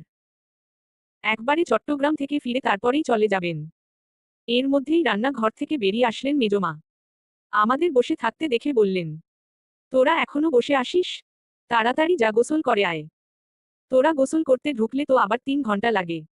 মোটেও না মেজমা, মাত্র 1 ঘন্টা 20 মিনিট লাগে। বাহ, সেটা আবার বড় মুখ করে বলছিস? বলি 1 ঘন্টা 20 মিনিটকে কি তোর মাত্র মনে হলো? গোসল করতে যে ঘুমিয়ে পড়িস নাকি? আরে কি সব বলছো মা? গোসল করতে যে কেউ ঘুমিয়ে পড়ে নাকি? তাহলে এতক্ষণ লাগে কেন তোদের তাই বল। জানি না তো। কিভাবে কিভাবে যেন সময় চলে যায়। আচ্ছা এবার যা, না হলে দেরি হয়ে যাবে। তোর বাবারা আসলেই খেতে দিব। আবার সন্ধ্যার মধ্যেই উবার চলে আসবে 3টা। উবার কেন আসবে মা? বাড়ির গাড়িতে কি হলো? তোর বড় বাবা উবার বুক করেছে। না হলে অত দূর ড্রাইভ করতে কষ্ট হবে। কম দূরের পথ তো আর না। সন্ধ্যা হতে না হতেই পরপর 3টা উবার এসে হাজির হলো বাড়ির সামনে। আমরা সকলে উঠে বসলাম তাতে। একটাতে আমি, রিয়া আপু, তাফসির ভাই, আবির ভাইয়া ও রাদিয়া আপু। বাকিরা অন্য গাড়িতে। সামি সাধনানের বমিজনিত সমস্যা থাকার কারণে ওরা মেজো মায়ের কাছে বসেছে। সবাই উঠে পড়তেই গাড়ি চলতে শুরু করলো চট্টগ্রামের উদ্দেশ্যে। আমি চোখ ফিরিয়ে বাইরের দিকে তাকালাম। আশেপাশের কৃত্রিম আলো পেরিয়ে তাকালাম আকাশের দিকে। নিকষ কালো অন্ধকারে এক ফালি চাঁদ উকি দিচ্ছে। চাঁদ দেখতে দেখতে কখন ঘুমিয়ে পড়লাম খেয়াল নেই। আমি আবার গাড়িতে উঠলে জেগে থাকতে পারি না। যখন ঘুম ভাঙল তখন তাফসির ভাইয়ের কাঁধে আমার মাথা। তাফসির ভাইয়ের কাঁধে আমার মাথা দেখে চমকে উঠলাম। ঘুমিয়েছিলাম সিটে হেলান দিয়ে, তবে এখন তাফসির ভাই কোথা থেকে আসলো বুঝলাম না। আমাকে উঠতে দেখে সরে বসলেন তাফসির ভাই। আমার দিকে তাকিয়ে বললেন, অবশেষে তোর ঘুম ভাঙল প্রাচু? বাবা, আমার কাঁধ ব্যথা করে দিয়েছিস। তো আপনাকে আসতে বলেছে কে আজব? আমি তো বলিনি নি যে তাফসির ভাই আসুন আপনার কাঁধে মাথা রাখতে দিয়ে আমাকে একটু ধন্য করুন। আমার কথা শুনে উনি অবাক হওয়ার ভান করে বললেন, তুই এমন চোখ উল্টি দিচ্ছিস কেন প্রাচুর্য? তুই না বললি আমাকে আসতে? এখন অস্বীকার করছিস কেন? কি সব বলছেন তাফসির ভাই? আমি কখন বললাম? আমি তো ঘুমিয়েছিলাম। হ্যাঁ তো? আমি কি একবারও বলেছি যে তুই জেগেছিলি? তাহলে কথা বললাম কিভাবে বলুন? ঘুমিয়ে ঘুমিয়ে বলেছিস বোকা। এটাও বুঝিস না? ওনার কথায় আমি বিস্মিত হয়ে বললাম, আমি ঘুমিয়ে ঘুমিয়ে কথা বলেছি? একদম মিথ্যা বলবেন না। আমি মিথ্যা বলছি কি না অন্যদের থেকে শোন। এতক্ষণ পর কথাটা আমার মাথায় আসলো। আসলেই তো। এনার সাথে এত তর্ক না করে অন্যদের কাছে শুনলেই তো হয়। তা না এতক্ষণ যাবৎ গাধার মতো বকবক করেই যাচ্ছি। কিন্তু ভাগ্য খারাপ হলে যা হয় আর কি। গাড়ির কেউই জেগে নেই। আমি, তাফসির ভাই আর ড্রাইভার আঙ্কেল ছাড়া। তাই মুখ ফুলিয়ে পাশে তাকাতেই দেখি উনি মুখ টিপে হাসছেন। প্রায় রাত 1টায় আমরা চট্টগ্রামে গিয়ে পৌঁছালাম। আগ্রাবাদ ফুপ্পিদের বিল্ডিং এর নিচে যখন পৌঁছালাম তখন পুরো বিল্ডিং নিস্তব্ধ। শুধু ফুপ্পির ছেলে মাহিন দাঁড়িয়ে ছিল আমাদের রিসিভ করার জন্য। আমাদের দেখেই তিনি হাসিমুখে সবার সাথে কুশলাদি বিনিময় করল।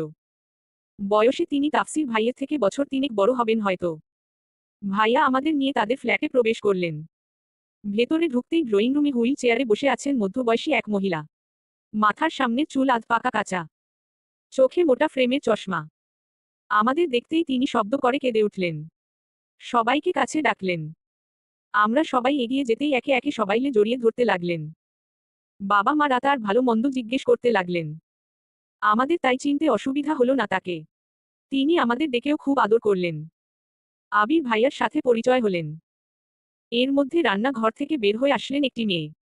গায়ের রং ধবধবে সাদা, সাথে চুলগুলো ও সোনালী রঙের। প্রথম দেখাতেই যে কেউ বুঝতে পারবে যে সে দেশীয় নয়। কিন্তু সবথেকে মুগ্ধকর বিষয় হলো তার গায়ে জড়ানো খাঁটি বাঙালি মেয়েদের মতো শাড়ি। সে এসেই সবাইকে সালাম দিলেন। সবাই সালামের উত্তর দিতেই মাহিন ভাইয়া পরিচয় করিয়ে দিলেন তার সাথে। সম্পর্কে তিনি মাহিন ভাইয়ার স্ত্রী। নাম তার দিয়ানা। দিয়ানা অর্থাৎ যিনি সম্পর্কে আমাদের ভাবি হন তিনি আমেরিকান। মাহিন ভাইয়া আর ভাবি একই ভার্সিটিতে পড়ালেখা করত। সেখান থেকেই তাদের প্রেমের সম্পর্ক গড়ে ওঠে। অতঃপর বিয়ে। আমাদের আলাপ পরিচয় সব শেষ হতেই নিজেদের জন্য নির্ধারিত রুমে চলে গেলাম। পেটের মধ্যে ক্ষুধায় ইঁদুর দৌড়াচ্ছে তাই তাড়াতাড়ি ফ্রেশ হয়ে ডাইনিং রুমে চলে এলাম সবাই। টেবিলে বাহারি রকমের খাবার প্রস্তুত করা হয়েছে আমাদের জন্য। তাই আর দেরি না করে খাওয়া শেষ করলাম। খাবার শেষ হতেই ক্লান্ত থাকার দরুন রুমে এসে ঘুমিয়ে পড়লাম। সকাল হতে না হতেই দরজায় করাঘাতে ঘুম ভেঙে গেল প্রাচুর্যের। রিয়া কানের উপর বালিশ চাপা দিয়ে আবার শুয়ে পড়ল। প্রাচুর্য বিরক্তি নিয়ে উঠে দরজা খুলতেই দেখল মিসেস সাহানা দাঁড়িয়ে আছেন দরজার সামনে। প্রাচুর্য দরজার সামনে থেকে সরে গিয়ে জায়গা করে দিলেন মিসেস সাহানাকে ভেতরে ঢোকার জন্য। মিসেস সাহানা ভেতরে গিয়ে খাটের কোনায় গিয়ে বসলেন। প্রাচুর্য কৌতূহলী চোখে পর্যবেক্ষণ করছে মিসেস সাহানাকে। মিসেস সাহানার এমন শান্ত মনোভাব পছন্দ হলো না ঠিক তার। মিসেস সাহানা ইশারায় প্রাচুর্যকে ডাকলেন কাছে। প্রাচুর্য ভ্রু কুঁচকে এগিয়ে গেল। ততক্ষণে রিয়াও উঠে বসেছে। সে এখন বিছানায় বসে বসে হামি তুলছে। মিসেস সাহানা দুজনের দিকে তাকিয়ে বললেন, এই রিয়া, প্রাচুর্য, ইম্পর্ট্যান্ট কথা আছে শোন। মা তুমি কি এমন ইম্পর্ট্যান্ট কথা বলবে যে সকাল সকাল আমাদের ঘুম ভাঙাতে হলো? আছে আছে, একটা নিউজ আছে। শোন, এসব কথা জোরে সোরে বলা যাবে না। কাছে আয়। তার আগে দরজাটা বন্ধ করে আয়। মায়ের কথায় অবাক হয়ে গেলাম আমরা। ততক্ষণে রিয়ার ঘুম পুরোপুরি উবে গিয়েছে। সে মায়ের ইম্পর্ট্যান্ট কথা শোনার জন্য একদম মায়ের কাছাকাছি গিয়ে বসেছে। আমি দুজনের মুখের দিকে তাকিয়ে উঠে গেলাম দরজা বন্ধ করতে। কেন জানি না মায়ের কথা শোনার জন্য আমার ইন্টারেস্ট আসছে না। কিন্তু রিয়া আপুকে দেখো, কি সুন্দর কৌতূহলী মুখে বসে আছে। দেখে মনে হচ্ছে কথাটা না শুনলে সে মরেই যাবে। আমি দরজা বন্ধ করে কোলের উপর বালিশ নিয়ে বসলাম। মা আমাদের দিকে তাকিয়ে বললেন, শোন, যে কথাটা বলবো তা তাফসিরকে নিয়ে। তাফসির ভাইয়ের কথা শুনেই আমি নড়েচড়ে বসলাম। ওনাকে নিয়ে আবার কি কথা যে মা এত সিরিয়াস ভঙ্গিতে বলছে? এবার একটু একটু কৌতূহল শুরু হতে লাগলো আমার। আমার মতো একই অবস্থা রিয়া আপুরও। তাফসির ভাইয়ের নাম নিতে সেও সোজা হয়ে বসল। তারপর মায়ের দিকে তাকিয়ে বলল, তাফসির ভাইকে নিয়ে আবার কি কথা ছোট মা? আজকে কি হয়েছে শুনবি? তোরা তো জানিস যে আমি অনেক সকাল সকাল উঠি। তো উঠে আমি বিছানা ঠিক করছিলাম। প্রাচুর্যের বাবা তখন বাথরুমে ছিল। তো হঠাৎ জানালা দিয়ে আমার চোখ পড়ল নিচে। আর তখন কি দেখলাম জানিস? মায়ের কথায় আমি আর রিয়া আপু একসাথে বলে উঠলাম, কি? দেখলাম নিচে গেটের সামনে যে রাস্তাটা আছে না, সেখানে তাফসির একটা মেয়ের সাথে কথা বলছে দাঁড়িয়ে দাঁড়িয়ে। আর সব থেকে বড় কথা কি জানিস? দুজনের মুখে হাসি যেন ধরছে না এমন অবস্থা। মেয়েটাকেও ভালো করে দেখলাম। একটা টি শার্ট আর ট্রাউজার পরা ছিল। তারপর কি হলো জানিস? তারা দুজন কথা বলতে বলতে কোথায় যেন চলে গেল। তো তাতে কি হয়েছে মা? কথা বলতেই পারে, স্বাভাবিক। তুই চুপ কর। বুঝিস না কিছু। স্বাভাবিক হলে তো আর আমি এভাবে বলতাম না। আমার মনে হয় কি জানিস? তাফসির ওই মেয়েটাকে পছন্দ করে। না হলে যে ছেলে কোনোদিন ও কোনো মেয়ের দিকে ফিরেও তাকায়নি সে কি না এত হেসে হেসে কথা বলছে? মায়ের কথায় মাথা উপর নিচ ঝাঁকালো রিয়া আপু। বোঝার ভঙ্গিতে বলতো, তোমার সাথে আমি একমত ছোট মা। সব কথা শুনে আমারও তাই মনে হচ্ছে যে তাফসির ভাই মেয়েটাকে পছন্দ করেছে। রিয়া আপুর কথায় আমার দিকে তাকিয়ে দাঁত বের করে হাসল মা। আমার দিকে তাকিয়ে বলল, দেখালে। এখন রিয়ারও তাই মনে হচ্ছে। তার মানে আমার সন্দেহ মিথ্যা নয়। মা পুনরায় রিয়ার দিকে তাকিয়ে বললেন, রিয়া মা শোন, তোকে একটা কাজ দিই। যদিও কাজটা তোর একার না, তোর সাথে আমিও আছি। পারবি তো করতে? তুমি শুধু একবার বলো কাজটা কি ছোট মা, তারপর দেখো পারি কি না। তোর কাজটা হলো তাফসিরের উপর নজর রাখা, আর এদিকে আমি মেয়েটার সম্পর্কে জানার চেষ্টা করছি। যদি সবকিছু ভালো দেখি তাইলে ধরে নে তাফসিরের বউ পেয়ে গেছি। তাদের কথার মাঝে বাধা দিলাম আমি। মায়ের দিকে তাকিয়ে বললাম, সিরিয়াসলি মা? না মানে তুমি কি পাগল হয়ে গেছো? শেষ পর্যন্ত কি না ঘটকালি শুরু করলে তোমরা? আমার মা বোন হয়ে কিভাবে পারলে এসব কথা মাথায় আনতে? ব্যাপারটাকে স্বাভাবিক নাও না। আমার কথায় ধমকে উঠলেন মা। চোখ রাঙানি দিয়ে বললেন, তুই চুপচাপ বসে থাক। আমারই ভুল হয়েছে তোর সামনে কিছু বলা।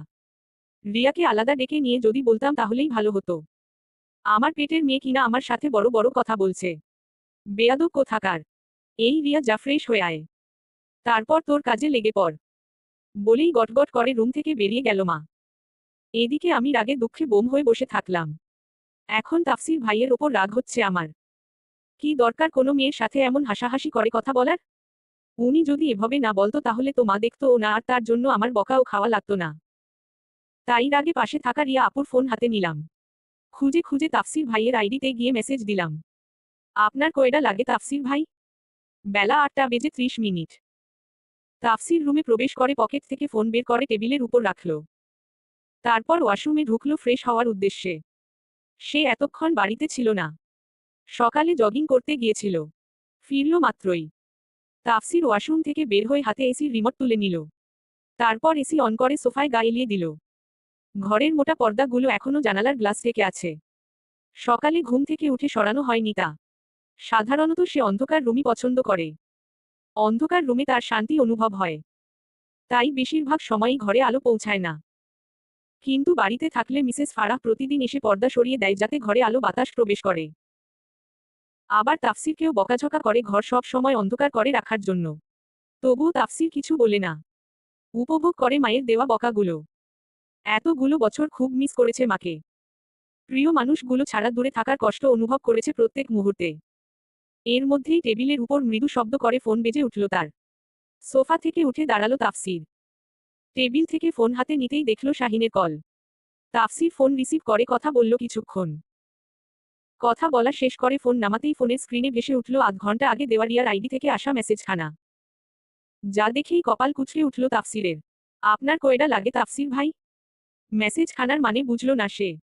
কন্টাক্ট লিস্টে যে রিয়ার নাম্বার বের করে ডায়াল করল তাতে রিয়া প্রাচুর্যের সাথে গল্প করছিল তখন। দুজনে মিলে আলোচনা করছিল চট্টগ্রামের বিভিন্ন টুরিস্ট স্পট সম্পর্কে। বিকালে কোথায় ঘুরতে যাওয়া যায় বা কাকে ঘুরতে নিয়ে যাওয়ার কথা বলবে তা নিয়ে গভীর আলোচনা তাদের। এর মধ্যে পাশে থাকা ফোনখানা ভাইব্রেট হলো তার। ফোন হাতে নিয়ে তাফসিরের নাম দেখতেই অবাক হলো সে। ভাবতে থাকলো হঠাৎ তাকে ফোন দেওয়ার কারণ। রিয়াকে এত ভাবনা চিন্তা করতে দেখে প্রাচুর্যর কৌতূহল হলো। সে রিয়াকে মৃদু ধাক্কা দিয়ে বলল, কি হলো আপু? কি ভাবছো এত? কে কল দিয়েছে? ফোনটা রিসিভ করো। তাফসির ভাই ফোন দিয়েছে প্রাচুর্য। আমি ভাবছি একই বাড়িতে পাশাপাশি রুম হওয়ার পরও আমাকে ফোন দেওয়ার কারণ। এত ভাবাভাবি পড়ে কইরো। আগে রিসিভ করো না হলে কেটে যাবে আবার। অলরেডি দুবার ফোন দেওয়া হয়ে গিয়েছে। ভাবনা চিন্তা বাদ দিয়ে ফোন রিসিভ করল রিয়া। কিন্তু রিসিভ করতেই তাফসির থেকে ধমক খেল প্রথমে ফোন রিসিভ করতে এত দেরি হওয়ায়। রিয়া চুপসে গিয়ে মিন মিন করে বলল, সরি ভাইয়া, বুঝতে পারিনি। ফোন কাছে ছিল না তো তাই। তাফসিরের কাছ থেকে বাঁচতে মিথ্যা বলল রিয়া। 2 মিনিটের মধ্যে আমার রুমে আয়। আসছি ভাইয়া। তাফসির কল কাটতেই চিন্তায় পড়ে গেল রিয়া। তাফসির আবার তাকে ডাকলো কেন? কোনো দরকার ছাড়া তো ডাকা মানুষ না সে। কিন্তু ডেকেছে নিশ্চয়ই কোনো জরুরি দরকার, তাই আর কিছু না ভেবে উঠে দাঁড়ালো রিয়া। রিয়াকে উঠতে দেখেই প্রাচুর্য বিভিন্ন প্রশ্ন করতে থাকলো কিন্তু রিয়া কোনো উত্তর দিল না। শুধু বলল, জানি না। তাফসির ভাইয়া ডাকছে এক্ষুনি, বলে রুম থেকে বের হয়ে গেল। রিয়া তাফসিরের রুমের সামনে যেয়ে দরজায় টোকা দিতেই দরজা খুলে দিল তাফসির। রিয়া ভেতরে ঢুকে তাফসিরের দিকে তাকিয়ে জিজ্ঞেস করল, কি হয়েছে ভাইয়া? ডাকলে যে? কোনো সমস্যা? এসব কি মেসেজ দিয়েছিস? আমার কয়ডা লাগে মানে? এসব কি ধরনের কথা রিয়া? আমি দিয়েছি? কই, আমি তো তোমাকে কোনো মেসেজ দিইনি। তাহলে কি আমি মিথ্যা বলছি? তোর আইডি থেকে ভূত এসে মেসেজ দেইনি নিশ্চয়? বিশ্বাস করো ভাইয়া, আমি দিইনি। আমি জানি না কে দিয়েছে। আচ্ছা, মেসেজের সময়টা বলো তো। কখন এসেছে মেসেজ? 7টা 50 মিনিটে। Takanate. এক মিনিট তখন তো প্রাচুর্য ছিল রুমে। তার মানে ওই দিয়েছে মেসেজ। মানেটা কি? ও কেন দেবে এই মেসেজ? দাঁড়াও আমি গিয়ে জিজ্ঞেস করছি। না তোর কিছু বলা লাগবে না এখন। আমার রুমে পাঠিয়ে দে। যা বলার বা জিজ্ঞেস করার আমি করছি। প্রাচুর্য শুয়ে শুয়ে মেসেঞ্জারে কথা বলছিল প্রিয়তির সাথে। এর মধ্যে ঘরে প্রবেশ করল রিয়া। প্রাচুর্যকে দেখেই মেজাজ খারাপ হলো তার। মেয়েটা কিনা তার আইডি দিয়েই এমন মেসেজ করলো তাফসির ভাইকে। কেন দিয়েছে তার বুঝতে বাকি নেই আর। এমনিতেই সে কিনা ভয় পায় তাফসিরকে, আবার তার ফোন দিয়েই মেসেজ দিল। সাহস কত বড় মেয়ের। রিয়ার আগে বিছানার উপর থেকে বালিশ নিয়ে ছুড়ে দিল প্রাচুর্যের গায়ে। তাতে হাতে থাকা মোবাইল ফোন ধাপ করে পড়ল প্রাচুর্যের নাকের উপর। খানিক ব্যথা পেয়ে নাক ডলতে ডলতে উঠে বসল প্রাচুর্য। রিয়ার দিকে তাকিয়ে মুখ খিচিয়ে বলল, কি সমস্যা আপু? বালিশ ছুঁড়ে মারলে কেন? দেখলে না ব্যথা পেলাম। শুধু তো বালিশ ছুঁড়ে মারলাম। কিন্তু তোকে তো থাপড়ানো উচিত। Ejabate. আমি আবার কি করলাম? কি করেছিস সেইটা ভাইয়া ভালো বলবে। যা ভাইয়া ডাকছে তোকে। উনি আবার আমাকে ডাকছে কেন? আর তুমি না এতক্ষণ ওনার ঘরে ছিলে? কি বলল উনি? এত প্রশ্নের উত্তর দিতে পারছি না। তুই যাবি কি না বল। না হলে যে বলে আসছি তুই যেতে পারবি না। তখন বুঝবি মজা। এই না দাঁড়াও যাচ্ছি। একটু সময় তো দিবে বাবা। প্রাচুর্য তাফসিরের ঘরের সামনে এসে ব্রেক কষল। নক করা ছাড়াই দরজার হাতল ঘুরালো, সাথে সাথে খট করে খুলে গেল দরজাটা। প্রাচুর্য দরজা দিলে খানিকটা মাথা ঢুকালো ঘরের মধ্যে। উকি দিয়ে তাফসিরের অবস্থান বোঝার চেষ্টা করল। তাফসির তখন সোফায় বসে মোবাইল টিপছিল। প্রাচুর্য তাফসিরের উদ্দেশ্যে বলল, তাফসির ভাই ভেতরে আসবো? তাফসির ফোন থেকে মাথা উঠিয়ে প্রাচুর্যের দিকে তাকিয়ে বলল। Aya. প্রাচুর্য ভেতরে ঢুকে সোজা হয়ে দাঁড়ালো। তাফসির সামনে রাখা সেন্টি কফি টেবিলের উপর ফোন রেখে উঠে দাঁড়ালো। পকেটে হাতে ভরে প্রাচুর্যের দিকে তাকিয়ে বলল, অন্যের ফোন দিয়ে উল্টা পাল্টা কথা বলছিস কেন? আমি আবার কি বললাম? প্রাচুর্যের কথায় তাফসির হাতে ফোন উঠিয়ে নিল। পাওয়ার বাটন টিপে ফোনের নিচে স্ক্রিনের উপর আলতো স্পর্শ করতেই খুলে গেল লক। সাথে সাথে উন্মুক্ত হলো প্রাচুর্যের দেওয়া মেসেজ। তৎক্ষণাৎ প্রাচুর্যের মনে পড়ল সকালে বলা কথাটা। মনে মনে ভয় পেলেও প্রকাশ করলাম না বিশেষ। ফোন থেকে মাথা উঁচিয়ে তাফসির ভাইয়ের দিকে তাকাতেই উনি দুই ভ্রু নাচালেন। তা দেখে হকচকিয়ে গেল প্রাচুর্য। রুমের অন্য দিকে তাকানোর ভান করে বলল, ঠিকই তো বলেছি তাফসির ভাই। আপনার কয়টা লাগে বলুন তো? কি শুরু করেছিস তুই? থাপড়িয়ে গাল লাল করে ফেলবো। সেই কখন থেকে কয়টা লাগে শুনতে শুনতে কান ঝালাপালা হয়ে যাচ্ছে আমার। আর একবার যদি ওই কথা মুখে আনিস তবে তোর একদিন কি আর আমার একদিন। আরে রাগ করছেন কেন? কথাটা তো শুনবেন আপনি। আপনার কয়টা লাগে মানে হলো গার্লফ্রেন্ড। আপনার কয়টা গার্লফ্রেন্ড লাগে তাই বললাম। তা আমার কয়টা গার্লফ্রেন্ডকে দেখেছিস তুই? এখনো পর্যন্ত একটা কেউ দেখিনি। তবে জানি আপনার দুইটা গার্লফ্রেন্ড। সিরিয়াসলি প্রাচুর্য? আমার দুইটা গার্লফ্রেন্ড অথচ আমি নিজেও জানি না বাহ। আচ্ছা বল কে কে? কে কে তা তো আমিও জানি না। কিন্তু দেখেছি আপনাকে ফোনে একজন আই লাভ ইউ লিখেছিল। আপনি যে আধ ঘন্টা ফেলায় তার সাথে চ্যাট করেছেন এটাও দেখেছি। এই গেল একজন। আরেকজন হলো আজকে সকালের মেয়েটি, যার সাথে 32 পাটি দাঁত বের করে কথা বলছিলেন। এবার বুঝলেন তো ওই কথার মানে? তুই যে একটা গাধা তা তো আমি আগে থেকেই জানতাম, তবে এখন পুরোপুরি শিওর হলাম। গাধামিরও একটা লিমিট থাকে কিন্তু তুই সেইটাও ক্রস করছিস। এখানে গাধামির কি করলাম?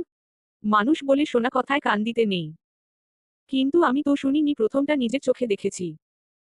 আর দ্বিতীয়টা যদিও শোনা কথা কিন্তু যিনি বলেছেন তিনি তো মিথ্যা বলবে না কোনোদিন। আমার কথা শুনে তাফসির ভাই চোখ গরম করে বললেন, তুই এক্ষুনি বের হ আমার রুম থেকে। এক সেকেন্ডও যেন আমার চোখের সামনে না দেখি। তোরে আমার সহ্য হচ্ছে না বা তারা চিহ্ন। যা বের হ। তাফসিরের কথায় অপমান বোধ করল প্রাচুর্য। রুম থেকে বের হতে হতে বলল, অপমান করলেন তো তাফসির ভাই? ঠিক আছে চলে যাচ্ছি। তবে এর শোধ আমি নিব দেখিয়েন। চট্টগ্রাম সাধারণত পাহাড়, সমুদ্র, উপত্যকা ও বন বনানীর কারণে প্রাকৃতিক সৌন্দর্যের অন্যতম লীলাভূমি। চট্টগ্রামের মানুষদের ভাগ্যবতী বলাই চলে, কারণ যখন মন খারাপ হয় তখন অনায়াসে সমুদ্র বিলাস করতে পারে বা ইচ্ছে হলেই পাহাড় দেখতে পারে। তাছাড়াও চট্টগ্রামে আছে চোখ জুড়ানো সৌন্দর্যে ঘেরা মনোরম স্থান। কিন্তু এত এত জায়গা থাকতে প্রাচুর্যের সমুদ্র দেখতে ইচ্ছা হলো আজ। তাই সকাল থেকেই বড় বাবার কানের ধারে ঘ্যান ঘ্যান শুরু করলো যাতে সে সবাইকে নিয়ে যায়। কিন্তু ইশতিয়াক চৌধুরী আগেও অনেকবার চট্টগ্রাম এসেছে অফিসের কাজে। তখন তিনি বেশ কয়েকবার দেখেছে সমুদ্র, তাই আর সেখানে যেতে ইচ্ছে করছে না তার। আর ঘোরাঘুরি এমনিও তার বিশেষ পছন্দ নয়। ইশতিয়াক চৌধুরী যাননি বলে যাওয়া হলো না ইকরাম ও ইনসাফ চৌধুরীর সাথে বাড়ির গিন্নিদের। যেহেতু বাড়ির কর্তারাই যাচ্ছেন না, তাই তাদেরও যাওয়ার প্রশ্নই ওঠে না। কিন্তু মেয়ের আবদার বলে কথা, ইশতিয়াক চৌধুরী পূরণ না করে পারেন না। তাই বললেন বাড়ির অন্যদের ঘুরে আসতে। তাই দুপুর দুপুর খেয়ে বেরিয়ে পড়ল সবাই চট্টগ্রাম পতেঙ্গা সমুদ্র সৈকত দেখার উদ্দেশ্যে। সাথে মাহিন আর তার স্ত্রী দিয়ানাও আছে বটে। চট্টগ্রাম সমুদ্র সৈকত বন্দরনগরী চট্টগ্রামের একটি জনপ্রিয় পর্যটন কেন্দ্র। এটি মূলত কর্ণফুলী নদীর মোহনায় অবস্থিত। চট্টগ্রাম শহরের 0 থেকে মাত্র 14 কিলোমিটার দক্ষিণে অবস্থিত পতেঙ্গা। 1991 সালে ঘূর্ণিঝড়ে প্রচুর ক্ষতিগ্রস্ত হয় এ সৈকত। কিন্তু বর্তমানে রক্ষণাবেক্ষণের পর সৈকতের সৌন্দর্য বেড়েছে অনেক, সাথে দিনের পর দিন জনপ্রিয়তাও লাভ করছে। প্রাচুর্যরা ঘোরাফেরা করে সমুদ্র সৈকতে অবস্থিত রেস্টুরেন্টে গিয়ে বসল। অর্ডার করল বিভিন্ন ধরনের সি ফুড। এতক্ষণ ঘোরাঘুরি করে ক্লান্ত সে। কিন্তু এখনো শেষ হয়নি সব। খাওয়া শেষ করে সবাই যাবে রেস্টুরেন্টের বিপরীত পাশে অবস্থিত বার্মিজ মার্কেটে। সমুদ্র সৈকতে এসেছে আর বার্মিজ মার্কেটে যাবে না, তা তো হতেই পারে না। তাই তারা তাড়াতাড়ি খেয়ে বার্মিজ মার্কেটে গেল কেনাকাটা করতে। সবার জন্য বিভিন্ন ধরনের জিনিস কিনল। সাথে বন্ধু মহলের জন্য কেনাকাটা করতেও ভুলল না প্রাচুর্য। প্রায় রাত 10:30 নাগাদ বাড়িতে ফিরল তারা। একবার জ্যাম লাগলে সহজে ছাড়তেই চাই না, তাই এত দেরি হলো তাদের। সবাই ক্লান্ত থাকায় খাওয়া দাওয়ার পাট চুকিয়ে রুমে চলে গেল। প্রাচুর্য মায়ের সাথে কথা বলে রুমে আসছিল। রিয়া আগেই চলে গিয়েছে রুমে। মিসেস সাহানা প্রাচুর্যকে ডাকায় দেরি হলো তার। প্রাচুর্য রুমে ঢোকার আগ মুহূর্তে কল এলো ফোনে। স্ক্রিনে তাফসির ভাই নাম দেখেই ভ্রু কুঁচকে উঠল তার। আজকে সন্ধ্যায় নাম্বার নিতে না নিতেই এখন কল বাহ। প্রাচুর্য রিসিভ করে কানে ধরতেই ওপাশ থেকে তাফসির বলল, এক্ষুনি রুমে আয় আমার, বলেই কল কেটে দিল। Calabash.